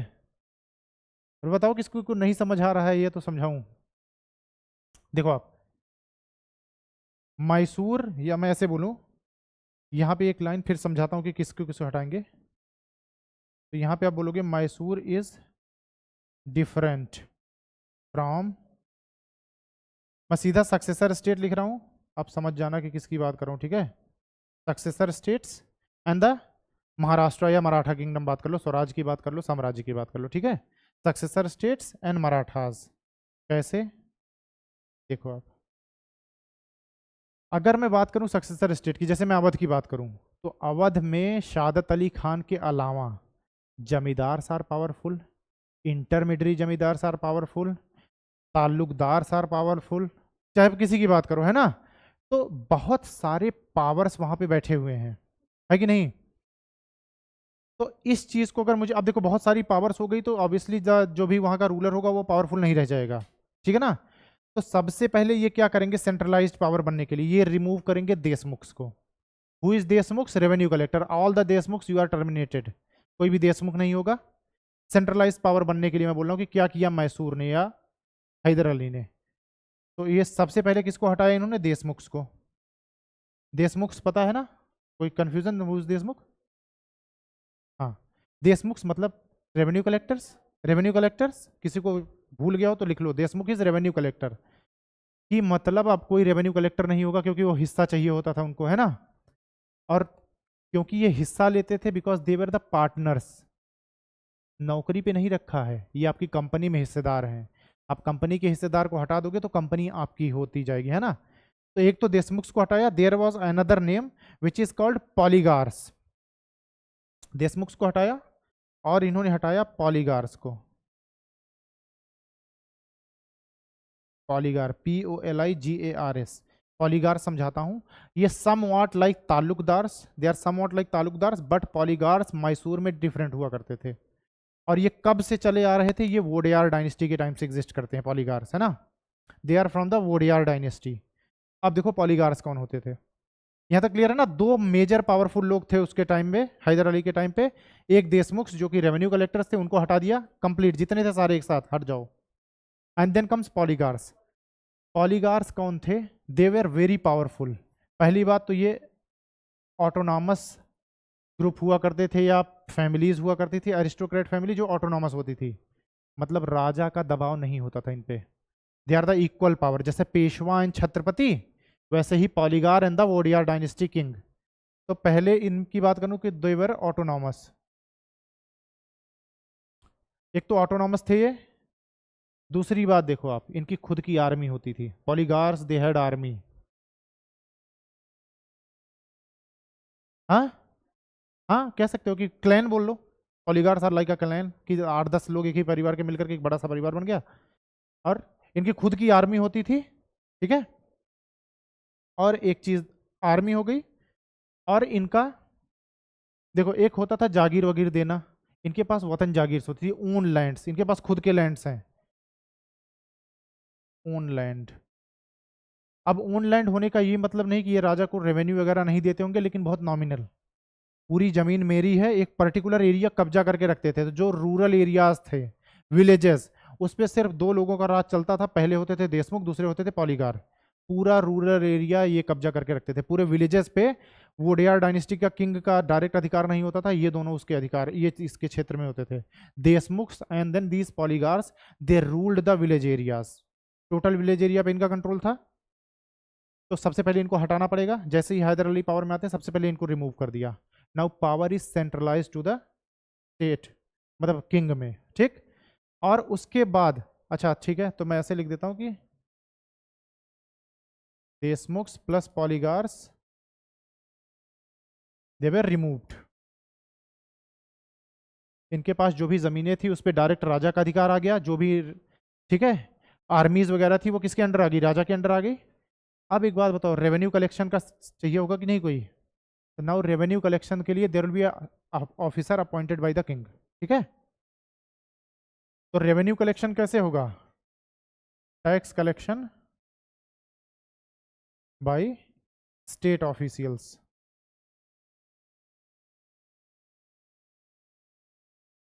ठीक है। एक ऑफिसर अपॉइंट होगा जिसको सैलरीड बेसिस पे, अब तुम चाहे जितना रेवेन्यू कलेक्ट करके ला करके दो, जैसे अगर आप आईआरएस सर्विसेज में पोस्ट होते हो, ठीक, तो आपको शेयर नहीं मिलेगा, आपको सैलरी मिलेगी। ये क्लियर है ना? आप एक चीज सोचो, किसी कंपनी से 20 करोड़ का वसूली कर लो आप टैक्स की, फिर बोलो एक काम करो साहब सैलरी मत दो, 5% दे दो इसका। सोच के देखो आप, मैक्सिमम सैलरी आपकी 1 लाख होगी, लेकिन अगर आप एक महीने के अंदर 15-20 करोड़ का रेवेन्यू वसूल लाते हो और आप बोलो कि भाई हमें एक काम करो, आप सैलरी मत दो, हमें इसमें क्या दे दो, शेयर दे दो, तो देशमुख और पॉलीगार्स वही तो थे शेयर होल्डर्स, तो एकाएक से रेवेन्यू कट हो जाएगा, तो मैक्सिमम प्रॉफिट किसके पास जाएगा? सीधा स्टेट के पास जाएगा ना। सैलरी ही तो देनी है, मान लो 20 करोड़ मिला तब भी 1 ही लाख देना है, 10 करोड़ लाओगे तब भी 1 लाख मिलेगा, 50 करोड़ लाओगे तब भी 1 लाख मिलेगा, because you are on a salary basis. हमने ये मुगल्स के टाइम पे ही डिस्कस किया था कि अगर सैलरीड वाले जमींदार ज्यादा हैं तनख्वाह वाले, तो किंग इज ऑटोमेटिकली पावरफुल, जितने आपके पास वतन जागीर उतना लेस पावरफुल। क्लियर है ना? ठीक है। तो इस तरह से टैक्स कलेक्शन का सिस्टम चेंज कर दिया इन्होंने। अब देखो ये प्रॉफिट बढ़ा रहे हैं और वो प्रॉफिट सीधा लग रहा है मिलिट्री को मॉडर्नाइज करने में, तो यहाँ से जो रेवेन्यू जनरेट हो रहा है, ठीक है, वो भी कहाँ जा रहा है? मिलिट्री के मॉडर्नाइजेशन में। यहाँ तक किसी को कोई प्रॉब्लम? ठीक है। पॉलीगार्स में अगर और लिखना होगा तो ये याद करना कि देवर द हेरिडेटरी राइट्स, अधिकार होता था जन्मजात, एक पॉलीगार का बेटा पॉलीगार बनेगा, देशमुख का बेटा देशमुख बनेगा, इसको हटा दिया इन्होंने। वतन राइट्स थे इनके पास, दे हेरिडेटरी राइट्स, कि अगर एक मेरे पिताजी पॉलीगार थे तो मैं पैदा होते ही पॉलीगार, ठीक है ना, वो सारी जमीनें मेरे अंडर, सारी चीज़ें मेरे पास, तो ये सारा खत्म कर दिया। वतन जागीर वाला सिस्टम, हेरिडेटरी सिस्टम, डायनेस्टिकल, सब कुछ खत्म, फिनिश। सिर्फ एक ही राजा होगा, that is Hyder Ali and Tipu Sultan, ठीक है। तो यहां से देखो आप, तो यहां से हम ऐसे बोल सकते हैं कि अभी हमने बात की थी ट्रेड प्रॉफिट की प्लस टैक्स प्रॉफिट्स जो भी हो रहे हैं, ये दोनों मिलकर के क्या कर रहे हैं? They are being used in modernisation of the army.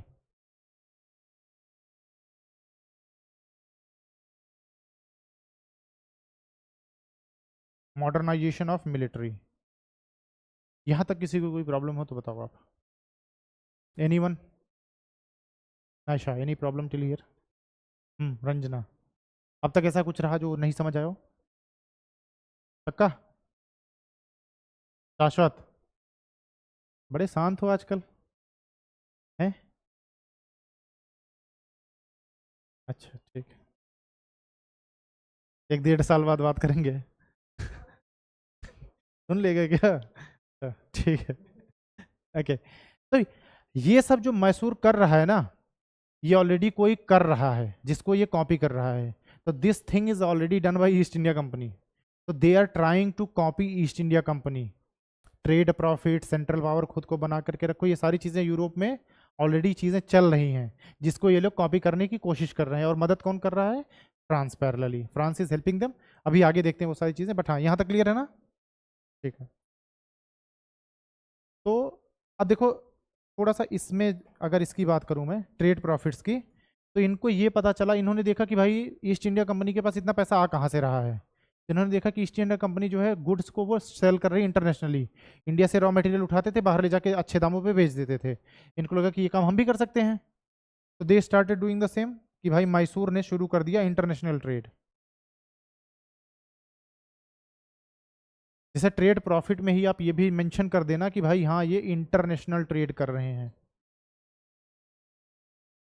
International trade, ठीक है। आगे फ्रांस वगैरह की बात करते हैं। और इस तरह से they are earning the huge profit, क्योंकि इंडिया में लोगों के पास जनरली उतना पैसा था नहीं, बाहर के लोगों को ज़्यादा ज़रूरत थी, वो बेच रहे हैं।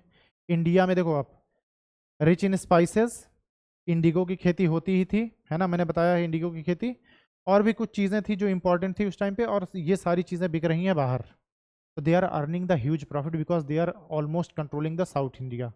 पूरा दक्षिण भारत अकेले मैसूर कंट्रोल कर रहा है ना। मराठाज आर फिनिश्ड, लगभग। ट्रैवनकोर को भी आगे मैं बात करूंगा कि इन लोगों ने कब्जा लिया है, ट्रैवनकोर पे अटैक करके ट्रैवनकोर को भी इन्होंने कब्जा लिया। ठीक है, ट्रैवनकोर में कौन राजा होगा? एक वेरी पावरफुल राजा इन ट्रैवनकोर, शौर्य।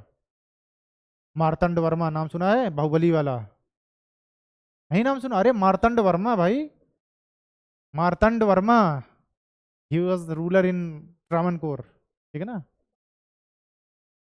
अरे नाम था किसी का ऐसे ही कुछ, कुमार वर्मा। उसका इससे कोई लेना देना नहीं है, मैं तो बता रहा था कि ऐसे। ठीक है, मार्तंड वर्मा और Kumar Varma, they are the opposite personalities. Martanda Varma जब तक रहेंगे ब्रिटिशर्स को नाक से ऐसे चने चबाने वाली बात है ना, कि ब्रिटिशर्स को बोलेंगे कि बेटा जो मैं कहता हूँ वो करो, नहीं तो अंजाम बुरे होंगे, तो ब्रिटिशर्स झुक के रहेंगे कि हाँ ठीक है साहब, यू आर द। ठीक है, ओके। मैसूर डालो हेडिंग, आप थोड़ा सा लिखना शुरू करो। और मैंने ऐप पे नोट्स डलवा दिया हिंदी का, तब तक उसको अगर आपको हिंदी में लिखना है तो लिख लो। मैसूर हेडिंग, कुछ पॉइंट्स लिख लो आप मैसूर के, ज़्यादा नहीं है, 7-8 पेज है, जल्दी जल्दी लिखो। है नहीं, कुछ और एडिशनल पॉइंट्स है, जो लगे कि नहीं लिखने लायक मत लिखना, उसको जबरदस्ती नहीं है। ठीक है, अरे आदत डालो लिखने की, छापो, चलो शुरू करो। ठीक है, पहला पॉइंट लिखना आप, इसमें मैसूर में rose an important power in mid 18th century. वो लगभग मिडिल 18th सेंचुरी, 1760 मीन्स। ठीक है ना? Rose an important power in mid 18th century. Second point लिखना आप, Mysore was part of Vijayanagar empire. आगे ईयर मेंशन कर लेना, 1336 से 1646। Mysore was part of Vijayanagar empire, Vijayanagar empire 1336 से 1646। ठीक है, then gradually became autonomous, under Wodeyar dynasty, under Wodeyar dynasty, Wodeyar dynasty, है ना? Became autonomous under Wodeyar dynasty in 1500, 1500s लिखना, आप समझ रहे हो ना कि ऑनवर्ड्स वाला सीन हो। Next point, 1672 to 704, 1672 to 1704 Mysore became militarily powerful. मतलब ये हैदर अली ओली आते उससे पहले मैसूर एक मिलिट्री पावर था, है ना? Mysore became militarily powerful and centralised. तो मैसूर में जब किसी वोडियार राजा की बात होगी तो सिर्फ एक राजा का नाम आप याद रखना, he was very important and very powerful. क्या नाम था? यस, द नेम वॉज चिक्का देवराज। ठीक है, okay. Militarily powerful and centralised under, militarily powerful and centralised under Chikka Devraj, CHIKKA, and Devraj की स्पेलिंग तो आपको आती होगी, चिक्का देवराज। और आगे वोडेयार ऐड कर लेना इनके सरनेम में, चिक्का देवराज वोडेयार। एग्जैक्ट किसी राजा का सबसे सिग्निफिकेंट नाम है तो यही है वो। बाकी लोग थे कृष्णदेव राव वगैरह होंगे, लेकिन सबसे powerful this guy. Krishnadeva Rao के टाइम पे क्या था, मोस्टली आर्ट वार्ट पे ज़्यादा फोकस था उनका, है ना? ओके। इनके नाम के आगे मैंने ब्रैकेट में लिखा शानदार राजा, याद रखने के लिए, because he was literally good. काम क्या किया था इन्होंने, ब्रैकेट में इनके आगे लिख लेना आप। ओके, ही इंट्रोड्यूस चावादीस, चावादीस, CHAVADIS। चावादीस क्या था, इन्होंने जो मैनेजमेंट था ना, एडमिनिस्ट्रेशन, उसके 18 डिपार्टमेंट बनाए थे अलग अलग, कि भाई ये इस डिपार्टमेंट ये चीज़ देखेगा, ये डिपार्टमेंट ये चीज़ देखेगा। तो चावादीस क्या था, 18 डिपार्टमेंट्स थे एडमिनिस्ट्रेशन के। समझ आया? ये पहली बार हो रहा है कि कोई 18 अलग अलग एडमिनिस्ट्रेशन बना। नहीं पहले क्या होता था, एक प्रधानमंत्री बना दिया, लड़ाई की भी चीज़ वही देख रहा है, रेवेन्यू की चीज़ें भी वही देख रहा है, ये भी यही देख रहा है। यहाँ पे डिपार्टमेंट बना दिए, जैसे सरकार के अलग अलग डिपार्टमेंट्स हैं 18, इन्होंने ही, चिक्का देवराज। ठीक है ना? Okay, 18 departments. इसी के पैरेलली चावादीस प्लस आप ऐसे लिख लेना, सिस्टम ऑफ टैक्सेशन। इन्होंने रेवेन्यू सिस्टम भी बनाया था, जो बहुत वो नहीं है, लेकिन हाँ सिस्टम ऑफ टैक्सेशन भी इनके टाइम में था। थोड़ा टैक्स सिस्टम को बढ़ाने के लिए कि भाई आप इसको रिपोर्ट करोगे, ये मुझे रिपोर्ट करेगा, ये वाला सिस्टम। ठीक है, ओके। देन नेक्स्ट पॉइंट में आप सब पॉइंट लिखोगे हैदर अली, हैदर अली लिख लो ना, आगे लिख लो 61 to 82। Point number 4 which is Hyder Ali, आगे टाइम टेन्योर इज 1761 से 82। ठीक है, a man of humble origin, dash लगा के आगे से लिखना, हम्बल ओरिजिन, हम्बल ओरिजिन। ये लोग हम्बल थे नहीं, लेकिन being centralist, a man of humble origin. पता क्या किया था इन लोगों ने? मोस्टली जब तक वोडियार डायनेस्टी होगी दे वेर नॉन डिस्क्रिमिनेटरी, सारे रिलीजन्स को एक जैसा ट्रीट करेंगे। जैसे ही टीपू सुल्तान हैदर अली आएंगे, क्योंकि इनको अपनी आर्मी भी बढ़ानी है, तो मुस्लिम्स में कन्वर्ट करना शुरू हो जाएंगे बाकी लोग, लेडीज़ों को मारा जाएगा, बच्चों को मारा जाएगा, और बहुत सारी चीज़ें है ना। तो ये सारी चीज़ें होंगी, बट हाँ ठीक है, इनके पिताजी के लिए कुछ ऐसा गड़बड़ नहीं लिखा है, तो हम ठीक इसलिए हम बोल रहे हैं बीइंग अ हम्बल ओरिजिन, है ना। A man of humble origin and began as a junior officer in army, began as a junior officer in army in 1761।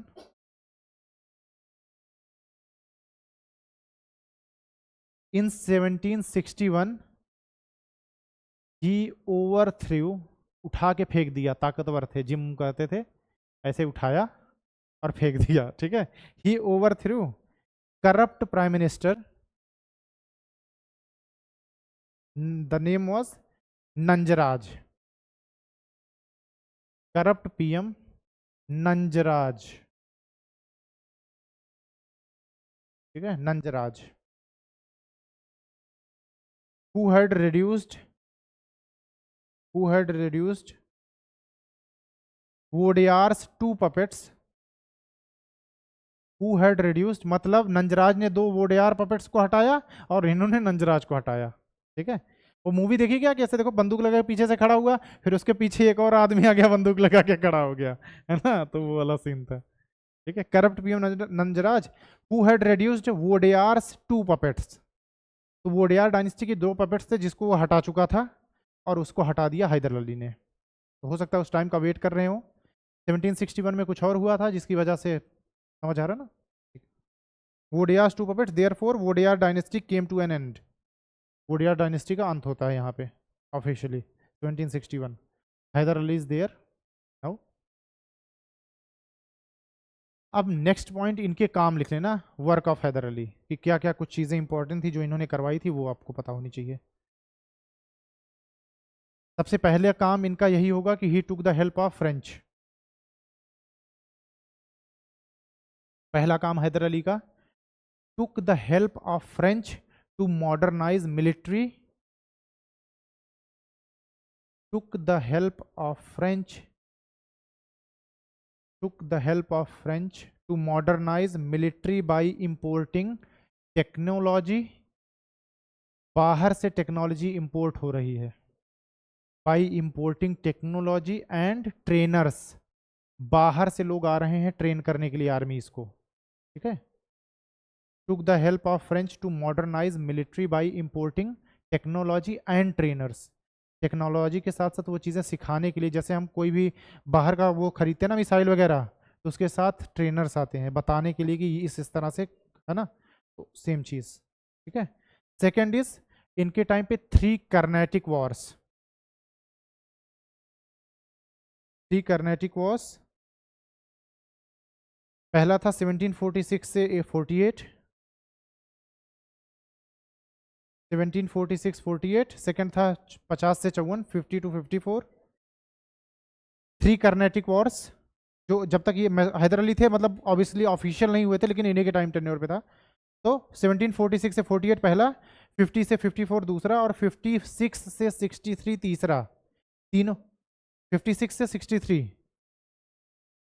अरे 46 से 48, देन 50 से 54, देन 56 से 63। ये कर्नेटिक वॉर्स किसके बीच होते हैं? ब्रिटिशर्स और फ्रेंच के बीच। ठीक है ना, तो again British east India company बताऊंगा तो ये भी बताऊंगा आपको, कर्नेटिक वॉर्स है ना, लेकिन हाँ majorly it was fought between Britishers and French.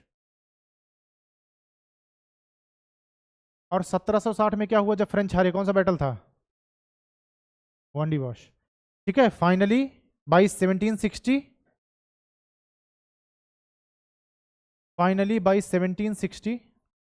Final battle होगा ब्रिटिशर्स में और फ्रेंच में, the battle of Wandiwash.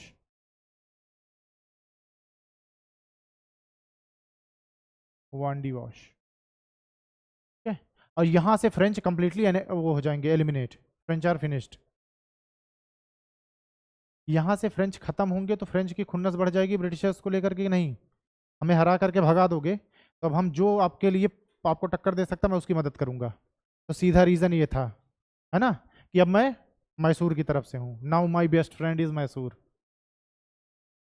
ठीक है। Okay, next point, third point इनके काम का, हैदर अली के काम का थर्ड पॉइंट, ठीक है।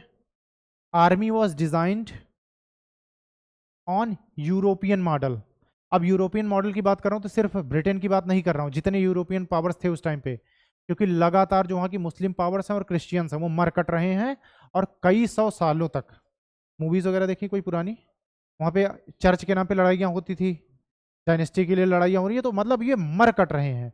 और जो 300-400 साल 500 साल तक मरे कटेगा वो हमेशा बेहतर होगा आर्मी वाइज टेक्नोलॉजी वाइज, है ना भाई। कहते हैं ना कि आपदा जो है आविष्कार की जननी होती है, यही है, कुछ और लाइन है।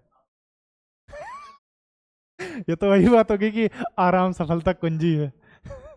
नहीं, ठीक है, ओके। तो ठीक है, यहाँ पे सही बोला मैंने, आपदा मतलब देयर वाज अ वॉर, जिसकी वजह से, जैसे मान लो कि रोज मेरी लड़ाई हो रही तो मैं चीजें अच्छी खोजूंगा कि लड़ाई को एक बार में खत्म कर दूं।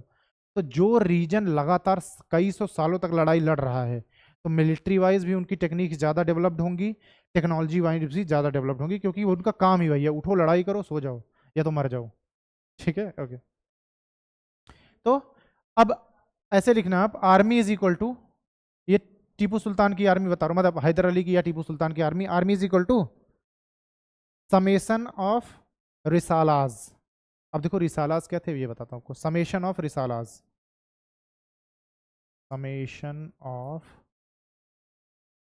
रिसालाज, रिसालाज, अच्छा ये समेशन मतलब ऑर्गेनाइजेशन कि कई रिसालाज मिलकर के इसकी आर्मी बना रहे हैं। रिसालाज क्या होते हैं वो समझाता हूँ, बट हाँ फिलहाल को रिसालास क्या थे, अगर अभी मॉडर्न टाइम से कंपेयर करूँ ना तो रेजिमेंट, अलग अलग रेजिमेंट होते हैं, राजपूत रेजिमेंट, सिख रेजिमेंट, ऐसे ऐसे रेजिमेंट्स होती ना आर्मी में, तो उस टाइम पे रिसाला होते थे, मैसूर के टाइम पे अलग अलग रेजिमेंट्स थी, तो इनको अभी की रेजिमेंट बोल सकते हो, अब की जो अभी की रेजिमेंट्स होती हैं उस तरह से थे ये रिसालाज रेजिमेंट्स। अब देखो आप ये काम कैसे करते थे ये समझाता हूँ आपको। तो सबसे ऊपर किंग होता था, ठीक है, यूरोपियंस में ये यहाँ नोबल्स बैठे होते थे, किंग के नीचे नोबल्स होते थे, उनके नीचे बाकी नोबल्स होते थे, बेसिकली वो सारे आर्मी मेंटेन करते थे, किंग को जरूरत पड़ती थी वो सारे नोबल्स की आर्मी किंग लेकर के लड़ता था, है ना। यहाँ पे किंग के नीचे देखो ऐसे रिसालास बैठे हुए हैं,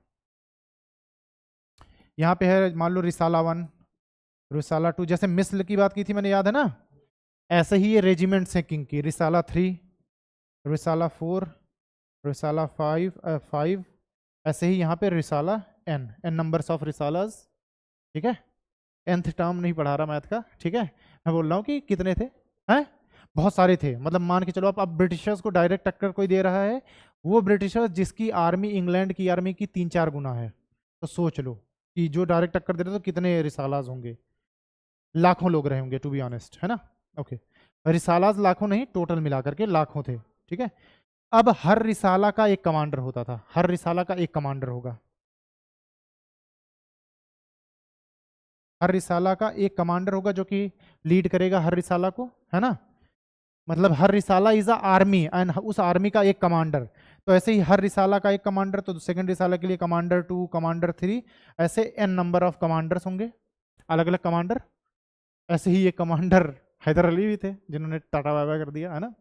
अब देखो आप यहाँ पे कमांडर्स, और मतलब जो ये रिसालाज में भी सिस्टम है ये प्रॉपर हायरार्की सिस्टम था, कमांडर होगा उसके नीचे कोई होगा, उसके नीचे कोई होगा, उसके नीचे कोई होगा, और ये हायरार्की सिस्टम वहां से लिएगा, मैंने बोला यूरोपियन आर्मी से, कि वहां पे नोबल्स बैठे हैं, फिर उसके नीचे कम पावर वाले लोग, फिर ऐसे ही नाइट्स होते थे जो कि सबसे नीचे होते थे, जो सबसे लोअर रैंक होती थी यूरोपियन आर्मी में वो नाइट्स की होती थी, है ना। तो इस तरह से इसमें है कि यहाँ पे प्रॉपर हायरार्की सिस्टम है, ठीक है। तो कमांडर और उसके नीचे बाकी पोस्ट, लेकिन हर रिसाला का एक कमांडर होगा, और हर एक रिसाला, जो मोस्ट इंपॉर्टेंट बात है, they were the self sufficient, है ना। किस हिसाब से सेल्फ सफिशियंट है ये बताता हूं आपको, each risala is self sufficient, each risala is self sufficient. इसका मतलब ना उनको किसी और रिसाला पे डिपेंडेंट रहना, किसके लिए, ना वेपन्स के लिए, ना अनाज के लिए, ना ही टेक्नोलॉजी के लिए, ना ही स्ट्रेटजी के लिए। They are all independent. इसका फायदा बताओ मुझे शौर्य, ये इंडिपेंडेंट रिसालाज होने का फायदा क्या? सबके पास खुद के वेपन्स हैं, सबके पास खुद की इन्फेंट्री है ना, सबके पास सबका अलग अलग सिस्टम है पूरा, कि मुझे किसी भी रिसाला से कोई लेना देना ही नहीं है, सब कुछ मेरे पास है। जैसे रेजिमेंट्स होती हैं उनके पास प्रॉपर वेपन्स होते हैं, सब स्ट्रेटजीज होती हैं, कमांडर ने स्ट्रेटजी बनाई रेजिमेंट की, वो totally they will act independent. तो all the risalas they will act independently, एक दूसरे से कोई लेना देना नहीं, लेकिन हाँ they are under the king. इसका फायदा बताओ मुझे कि इसका फायदा क्या था? ये टेक्निक एग्जैक्टली यूरोप से ली गई है। इतने सारे रिसालास बना दिए, हर रिसाला अपने आप में सफिशियंट है, किसी दूसरे पे वो डिपेंडेंट नहीं है, सीधा किससे, उसका जो किंग से रिलेटेड है ना। बताओ इसका फायदा बताओ।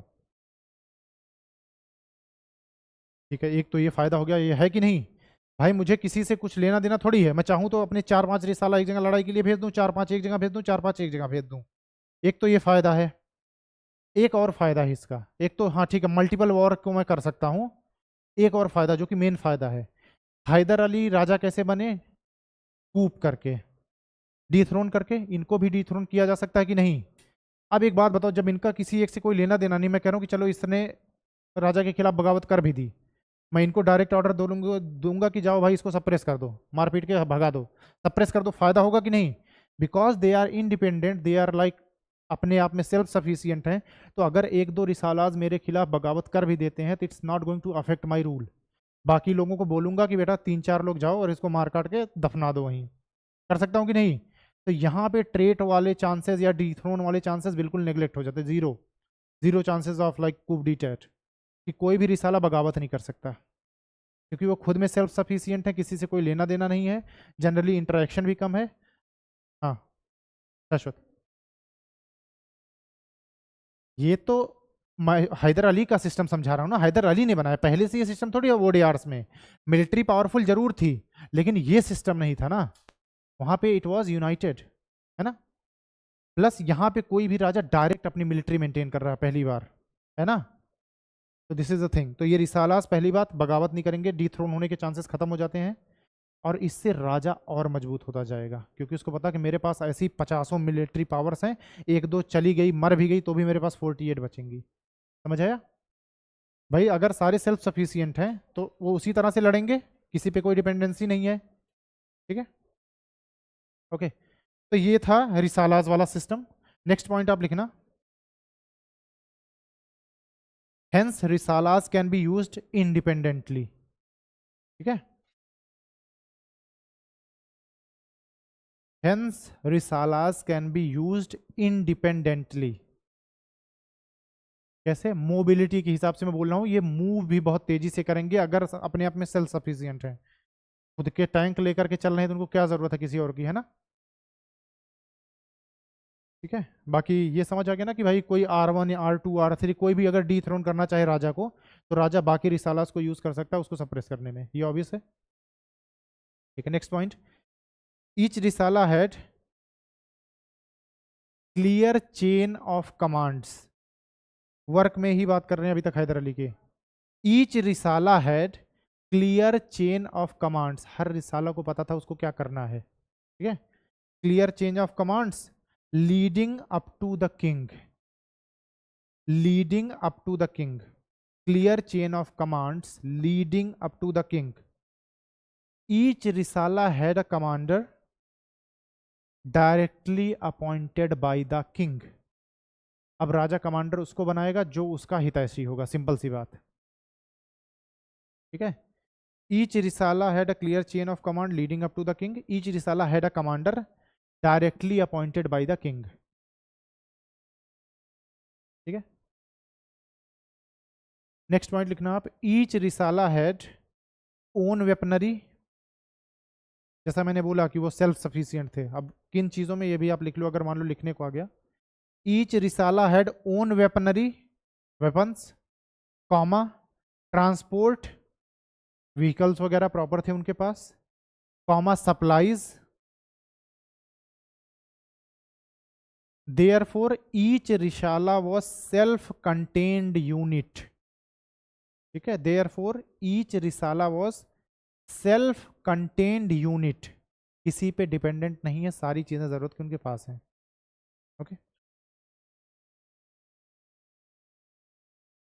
अब इसको बोलो तो आप लिखवा दो कि this model provided like the what do you से कि मोबिलिटी बेनिफिट्स एंड देन कि कूप डीटैट को इन्होंने नेग्लेक्ट कर दिया।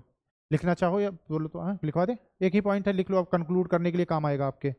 ओके, नेक्स्ट पॉइंट लिखना आप, this model provided faster mobility, क्योंकि आप देखो ना एक दूसरे से इंडिपेंडेंट नहीं है, छोटे छोटे हैं तो आराम से तेजी से मूव कर सकते हैं। आप 1000 लोगों को लेकर के चलो और उस 1000 को 100 के ग्रुप में बांट दो, मोबिलिटी फास्ट हो जाएगी, ठीक है। तो this model provided faster mobility in war, comma reduce the chances of coup d'etat, provided faster mobility in war, comma reduced chances of coup d'etat, and established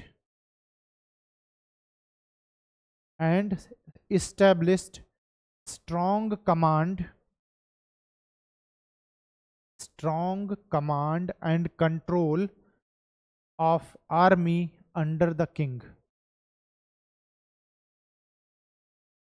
Established strong command and control of army under the king। यहाँ पे राजा सीधा manage कर रहा, सोच के देखो आप, यहाँ पे राजा बाकी लोगों जैसा नहीं कि दूसरे पे डिपेंडेंट है, सरदार पे डिपेंडेंट है कि अगर वो आर्मी लेकर आए तो हम लड़ेंगे। यहाँ राजा डायरेक्ट ऑर्डर दे रहा है रिसालास को।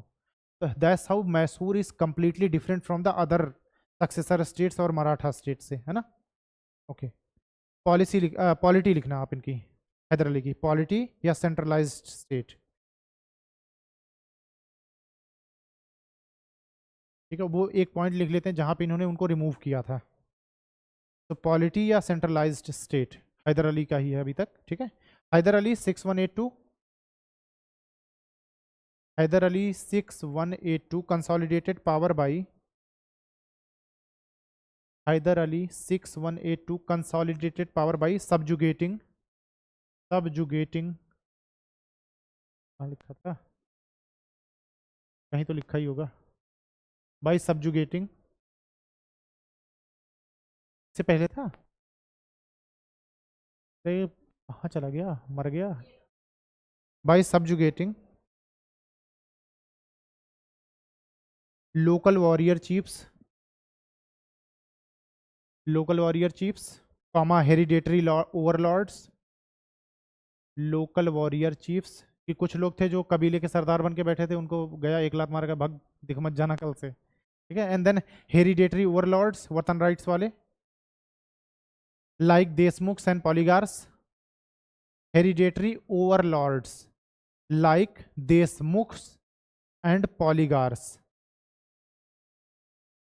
पॉलीगार्स जो होते थे इनको लैंडेड मैग्नेट्स बोला जाता था, अगर आप लिखना चाहो तो landed magnates,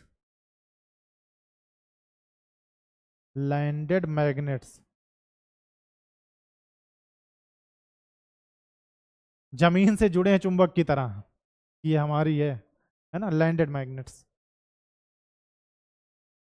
okay, polygars land, okay ठीक है, विजयनगर एम्पायर, ठीक है। Who till now were the real rulers of countryside, अभी तक कंट्री साइड के रियल रूलर्स वही पॉलीगार्स और देशमुख और वो जो लोकल वॉरियर चीफ्स थे, ये लोग थे, ठीक है ना। Who till now were real rulers of countryside as they controlled, ये उनकी बात कर रहा हूं मैं पॉलीगार्स और देशमुख की, as they controlled wealth of temples, जो मंदिर की संपत्ति होती थी उस टाइम पे अच्छी खासी होती थी क्योंकि दान वान बहुत जाता था।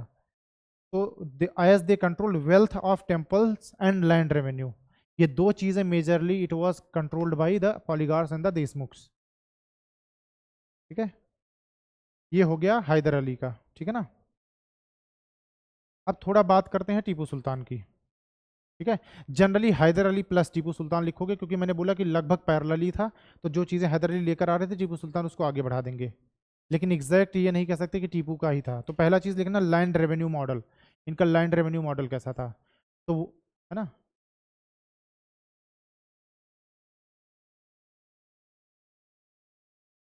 तो introduced direct collection of tax bye state officials, जैसा मैंने पहले ही आपको बताया था कि इनको हटा करके पॉलीगार्स और इनको सीधा स्टेट ऑफिशियल्स जो है वो कलेक्ट करेंगे लैंड को। तो introduce direct collection of taxes bye state officials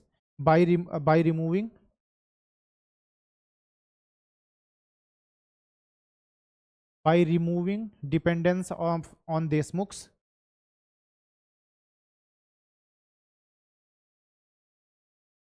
by removing dependence on Deshmukhs, therefore ended intermediaries between peasant and state, therefore ended इंटरमेडियरीज, बिचौलियों को हटा दिया between pageants and the state.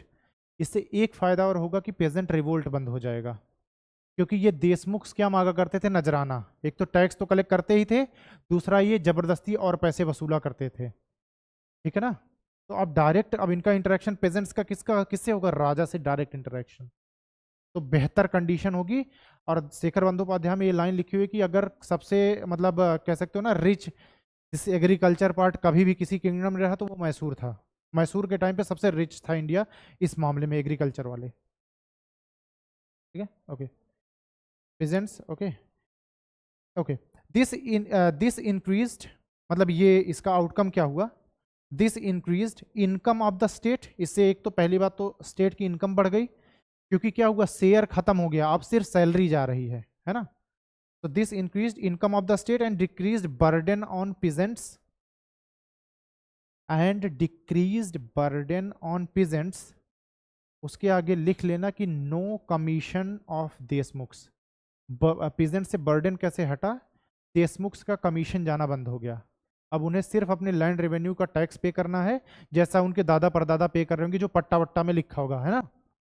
कि सिंपल सा अगर थोड़ा सा लैंड रेवेन्यू था, जिस हिसाब से आपकी उपज, उस हिसाब से आप थोड़ा बहुत लैंड रेवेन्यू दे दो, ठीक है। ओके, नेक्स्ट पॉइंट लिखना आप।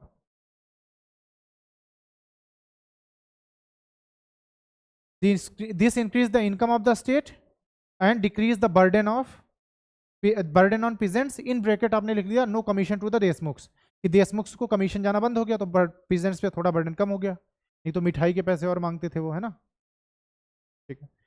तो this next point, this also led to concentration of power,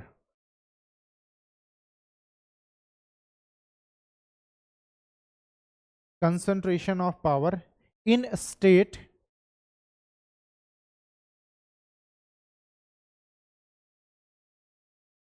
concentration of power in state as Deshmukh's influence was removed।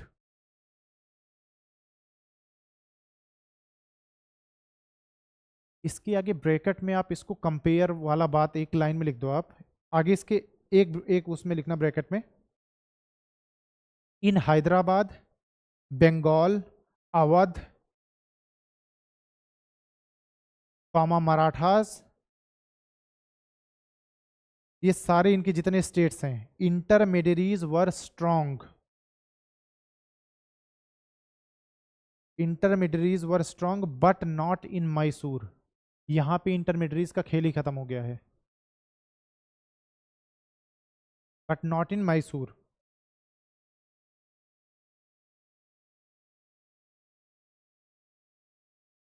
Next point लिखना आप, एक लाइन आप लैंड रेवेन्यू के लिए लिख लो।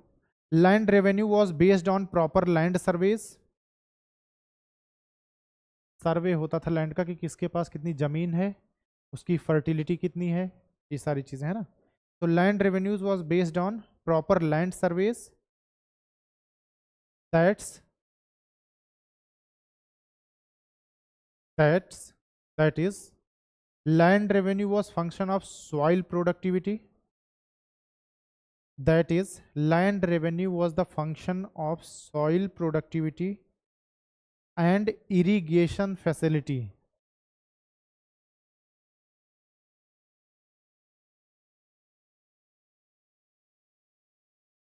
and irrigation facility comma past land revenue payments etcetera. Past land revenue payments etcetera. तो इन चीज़ों पे बेस्ड था कि भाई प्रोडक्टिविटी कितनी है, इरिगेशन की फैसिलिटी कैसी है, और पहले इनके दादा परदादा कितना लैंड रेवेन्यू पे करते थे उस पे based.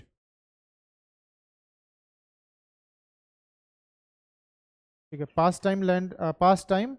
Past land revenue payments कि पिछले दिनों में ये कितना पे करते थे इनके दादा परदादा।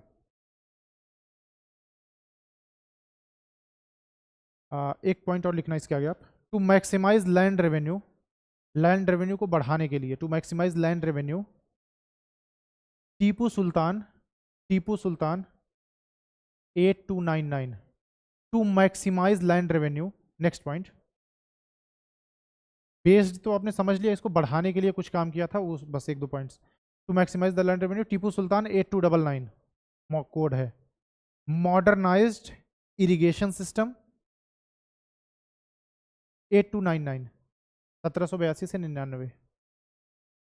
मॉडर्नाइज्ड इरिगेशन सिस्टम, कैनाल्स वगैरह बनवाए होंगे, मे बी कुछ और चीज़ें, जैसे एक पुराने समय में चलता था रेहट बोलते थे उसको, समझते हो आप रेहट? बैल होते थे कुएं पे, वो लगाया जाता था, बैल से चारों ओर घूमते थे, उससे पानी निकलता था कुएं से, है ना? तो ये सारी चीज़ें रेहट, रेहट RAI रेहट HA हट, हाँ ठीक है।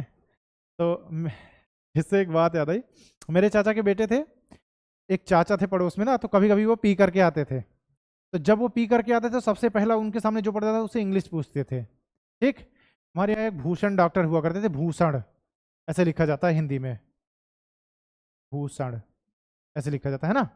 ठीक, वो आए और पिए हुए थे, तो उन डॉक्टर का कार्ड आया था, उनके बेटे की शादी वादी थी, तो वो आए, सबसे पहले उन्हें वो मेरे जो कजिन थे वो मिल गए। आते ही थोड़ा टुन्न थे, वो आए, एक लात मारा, कहे वो उठ, वो सो रहे थे, कहे उठ, उठे, 9 साढ़े 9 बज रहा था, हम बैठे हुए थे, वो ऐसे लेटे हुए, तो एक लात मारा, उठ, कह रहे ये भूषण जो हिंदी में लिखा है इसकी स्पेलिंग बता।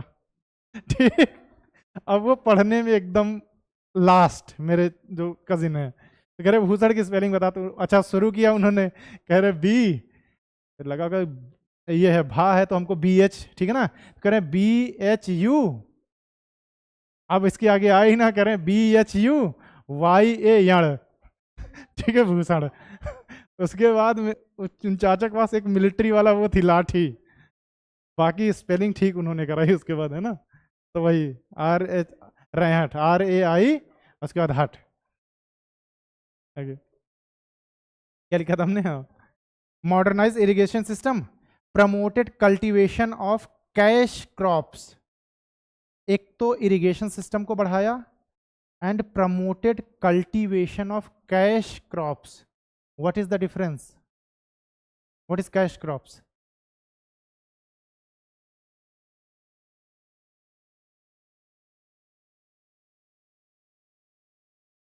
देखो सिंपल यही एग्जैक्ट डिफरेंस यही होता है कि जो दो तरह की क्रॉप्स होती हैं, एक होती हैं जो खाने के पर्पज से होती हैं, और कैश क्रॉप्स वो होती हैं जिन्हें हम खा नहीं सकते डायरेक्टली।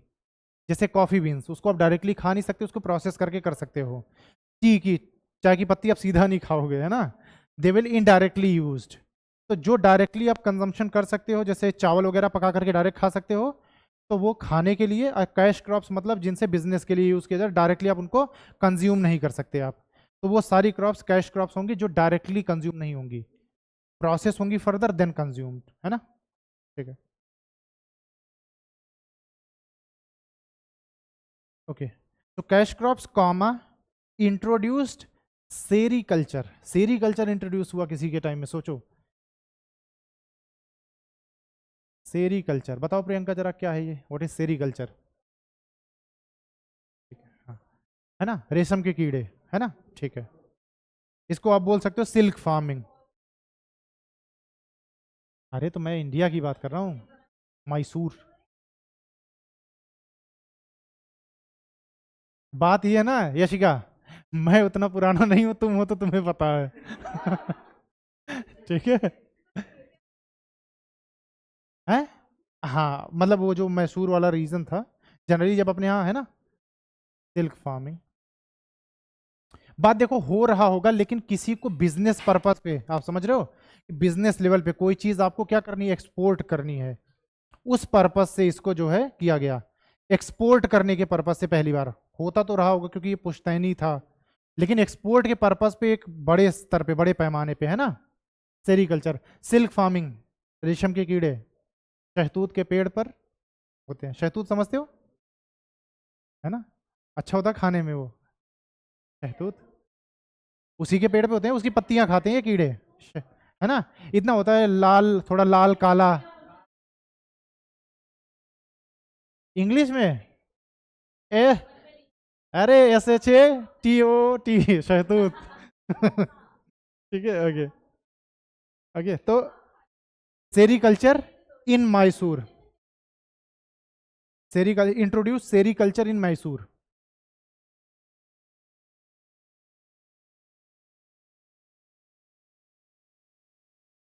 ठीक है, नेक्स्ट पॉइंट लिखना आप, land under jagirdari was significantly reduced. Land under jagirdari was significantly reduced. Jagirdari में जो लैंड वगैरह दिए थे, किसी को 10 एकड़ दिया था तो घटा करके 1-2 एकड़ छोड़ा, 8 एकड़ ले लिया कि लाओ बेटा दे दो वापस। Land under jagirdari was significantly reduced. और इसके आगे इन ब्रैकेट आप लिखना, फॉर द पावर सेंट्रलाइजेशन, ये आप शक्ति को केंद्रित कर रहे हो एक जगह। ज्यादा जमीन होगी तो उसके पास पावर होगी, उससे जमीन ले लोगे, कम जमीन छोड़ोगे तो सिग्निफिकेंटली रिड्यूस लैंड अंडर जागीरदारी व significantly reduce, that's it. Land को रिड्यूस कर दिया। अच्छा, आगे इन ब्रैकेट लिखना था फॉर पावर सेंट्रलाइजेशन। इससे आप क्या कर रहे हो, पावर को सेंट्रलाइज कर रहे हो अपने पास। जैसे मैं आपको 10 बीघा जमीन दे दूं तो आप पावरफुल बने हुए हो, बढ़िया, तो आप फॉर्चूनर से घूम रहे हो। घटा करके 1 बीघा जमीन दे दूं, है ना, तो सिग्निफिकेंटली पावर इज रिड्यूस्ड, तो तुरंत आप बाइक पे आ जाओगे, तेल का पैसा नहीं बचेगा। Okay, next point. अभी तो 7-8 पेज और है, ज़्यादा नहीं लिखूंगा, टेंशन मत लो। 1 पेज और है टू बी ऑनेस्ट, ज़्यादा से ज़्यादा, लेकिन आज वो पूरा नहीं कराऊंगा, रोक देंगे, डोंट वरी। ठीक है, कुछ पॉइंट्स और लिख लो। नेक्स्ट पॉइंट आप लिखना, Tipu sent ambassadors to France. इसने अपने दूत भेजे थे फ्रांस में। Tipu sent ambassadors, ambassadors to France for import of technology and diplomacy. Import of technology, की जाओ टेक्नोलॉजी लेकर के आओ, एंड डिप्लोमेसी, सीखो कि चीज़ें कैसे वहाँ काम चल रहा है, क्या क्या चीज़ें वो लोग कर रहे हैं जो वो इतने सक्सेसफुल हैं, कैसे उनको वीटो पावर मिल रही है। है ना। अरे मैं तो ऐसे ही बोल रहा हूँ, जोक्स अपार्ट, हर चीज़ को सीरियसली न लो। ठीक है, okay. Tipu 8299, next point, Tipu 8299 build modern navy, build modern navy because he wanted to participate in oceanic trade। Oceanic trade बोलूं, इंटरनेशनल ट्रेड बोलूं, बोथ आर सेम थिंग्स। समुद्र में व्यापार आप दूसरे देशों से ही करने जाओगे। ऐसा नहीं होगा कि आप राजस्थान से निकले अरेबियन सी में, घूम करके गुजरात आ गए या केरला पहुंच के, ला भाई आपस में ट्रेड करते हैं पूरा घूम के, है ना, कि आप इधर थोड़ा रेड सी तक चले गए फिर ऐसे घूम करके आ गए लो। ठीक है, ओशनिक ट्रेड। नेवी का मतलब क्या होता है ये बताओ जरा। मॉडर्न नेवी बोली ना मैंने, नेवी का 2 मतलब होता है, मतलब 2 नहीं होता, नेवी 2 तरह की होती है। कौन कौन सी? अरे एक मर्चेंट नेवी होती है, एक मिलिट्री नेवी होती है। ठीक है, तो ये दोनों नेवी मेंटेन कर रहे थे। Merchant navy is for the purposes of trade and then military is for the fight. तो 2 तरह की नेवी मेंटेन कर रहे थे, एक मर्चेंट नेवी जो अभी भी यही स्ट्रक्चर यही है, एक मिलिट्री वाले पर्पज से, और एक मर्चेंट नेवी। तो मॉडर्न नेवी के नीचे आप लिखना कि मर्चेंट और मिलिट्री दोनों। हाँ, नहीं नहीं, जरूरी, जनरली प्राइवेट होते हैं, बट हाँ बात यह कि पे वे ठीक ठाक होता है, जितना मैंने सुना है पे ठीक ठाक होता है। हाँ हाँ, मतलब वही कि लेटर पार्ट पे वगैरह ठीक हो जाता है ना। लेकिन दिक्कत यही कि आपको 6-8 महीने, 6 महीने तो मान के चलो यहाँ धरती नहीं देखने मिलेगी। अरे फॉरेन रहोगे, चारों ओर पानी पानी, खाली सीगल्स दिखेंगे, हैं। और क्या, नेवी में हो भाई, ऐसे समुद्र के बीचों बीच बैठे हुए हो। ठीक है, आईएनएस गाजी पे नजर रखे हुए। ठीक है, ओके। हाँ, एक और पॉइंट लिख लेना, ये इंपॉर्टेंट है। In 1793, in 1793 Tipu Sultan set up a state commercial corporation. State commercial corporation शुरू कर रहा है कोई रूलर, अपने टाइम में सोच के देखो आप।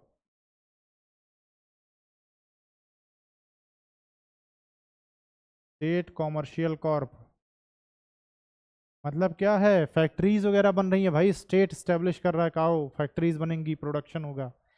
अब देखो, अब state commercial corporation, it's nothing but PSU, जिन्हें आज आप पीएसयू के नाम से जानते हैं, पब्लिक सेक्टर क्या बोलते हैं? हाँ, यूनिट्स बोलो। हाँ ठीक है।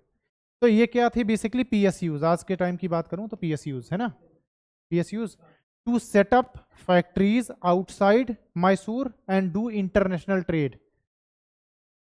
Commercial corporation in bracket PSUs, आगे लिखना उसके, to set up factories outside Mysore and do international trade.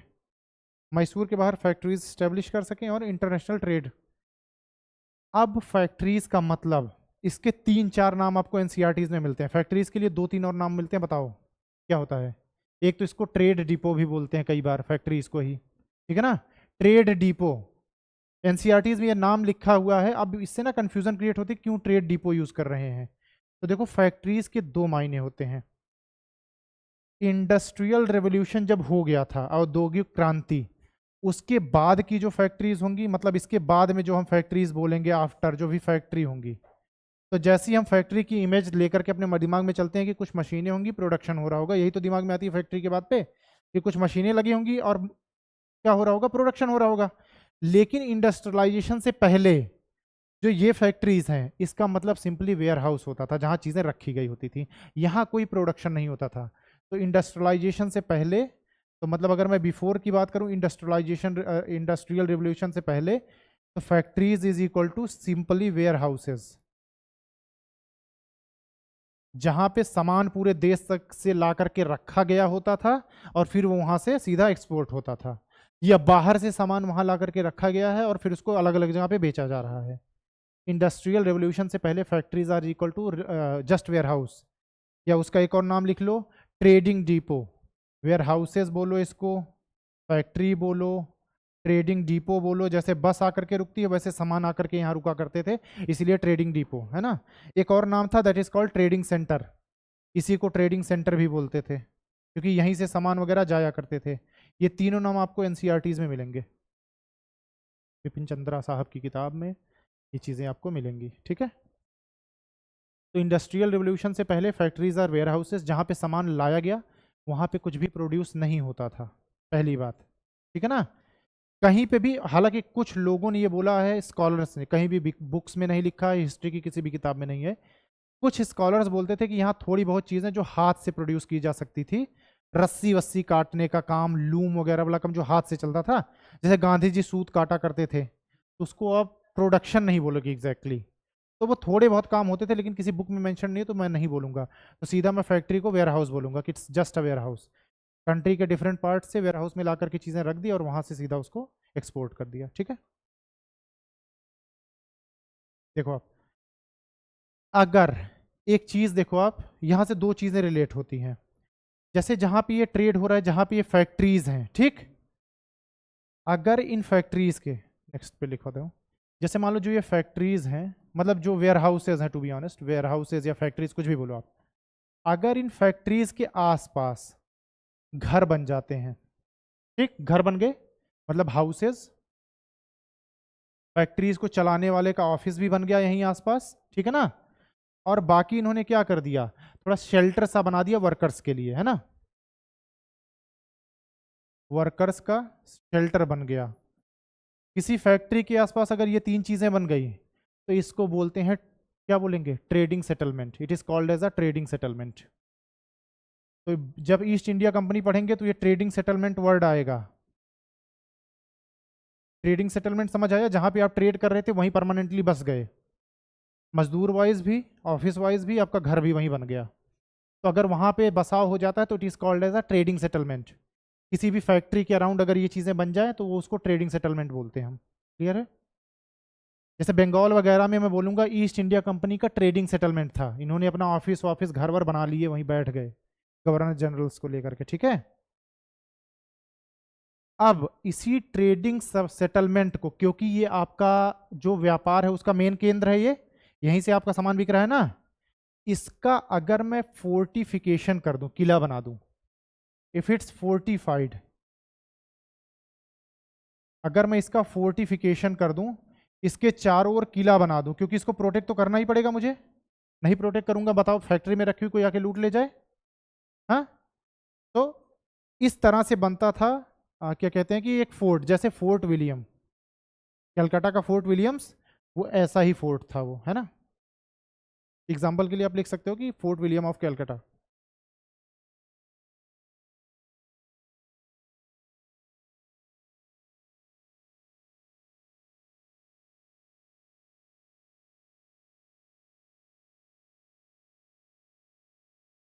का मेन पर्पस यही था कि वो ट्रेड वाले एरिया को बचा करके रखना, कि कोई लूट वूट ना ले, कोई आकर के कब्जा ना ले, है ना। ठीक है, ये बातें आपको किताब नहीं बताएगी, पढ़ के देखना, कहीं भी नहीं, कोई नहीं बताएगा।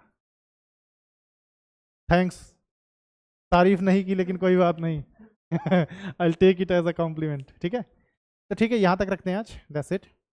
अब बाकी नेक्स्ट क्लास में, कल से basically east India company is officially starting. ठीक है, ओके, ऑनलाइन वालों टाटा बाय बाय।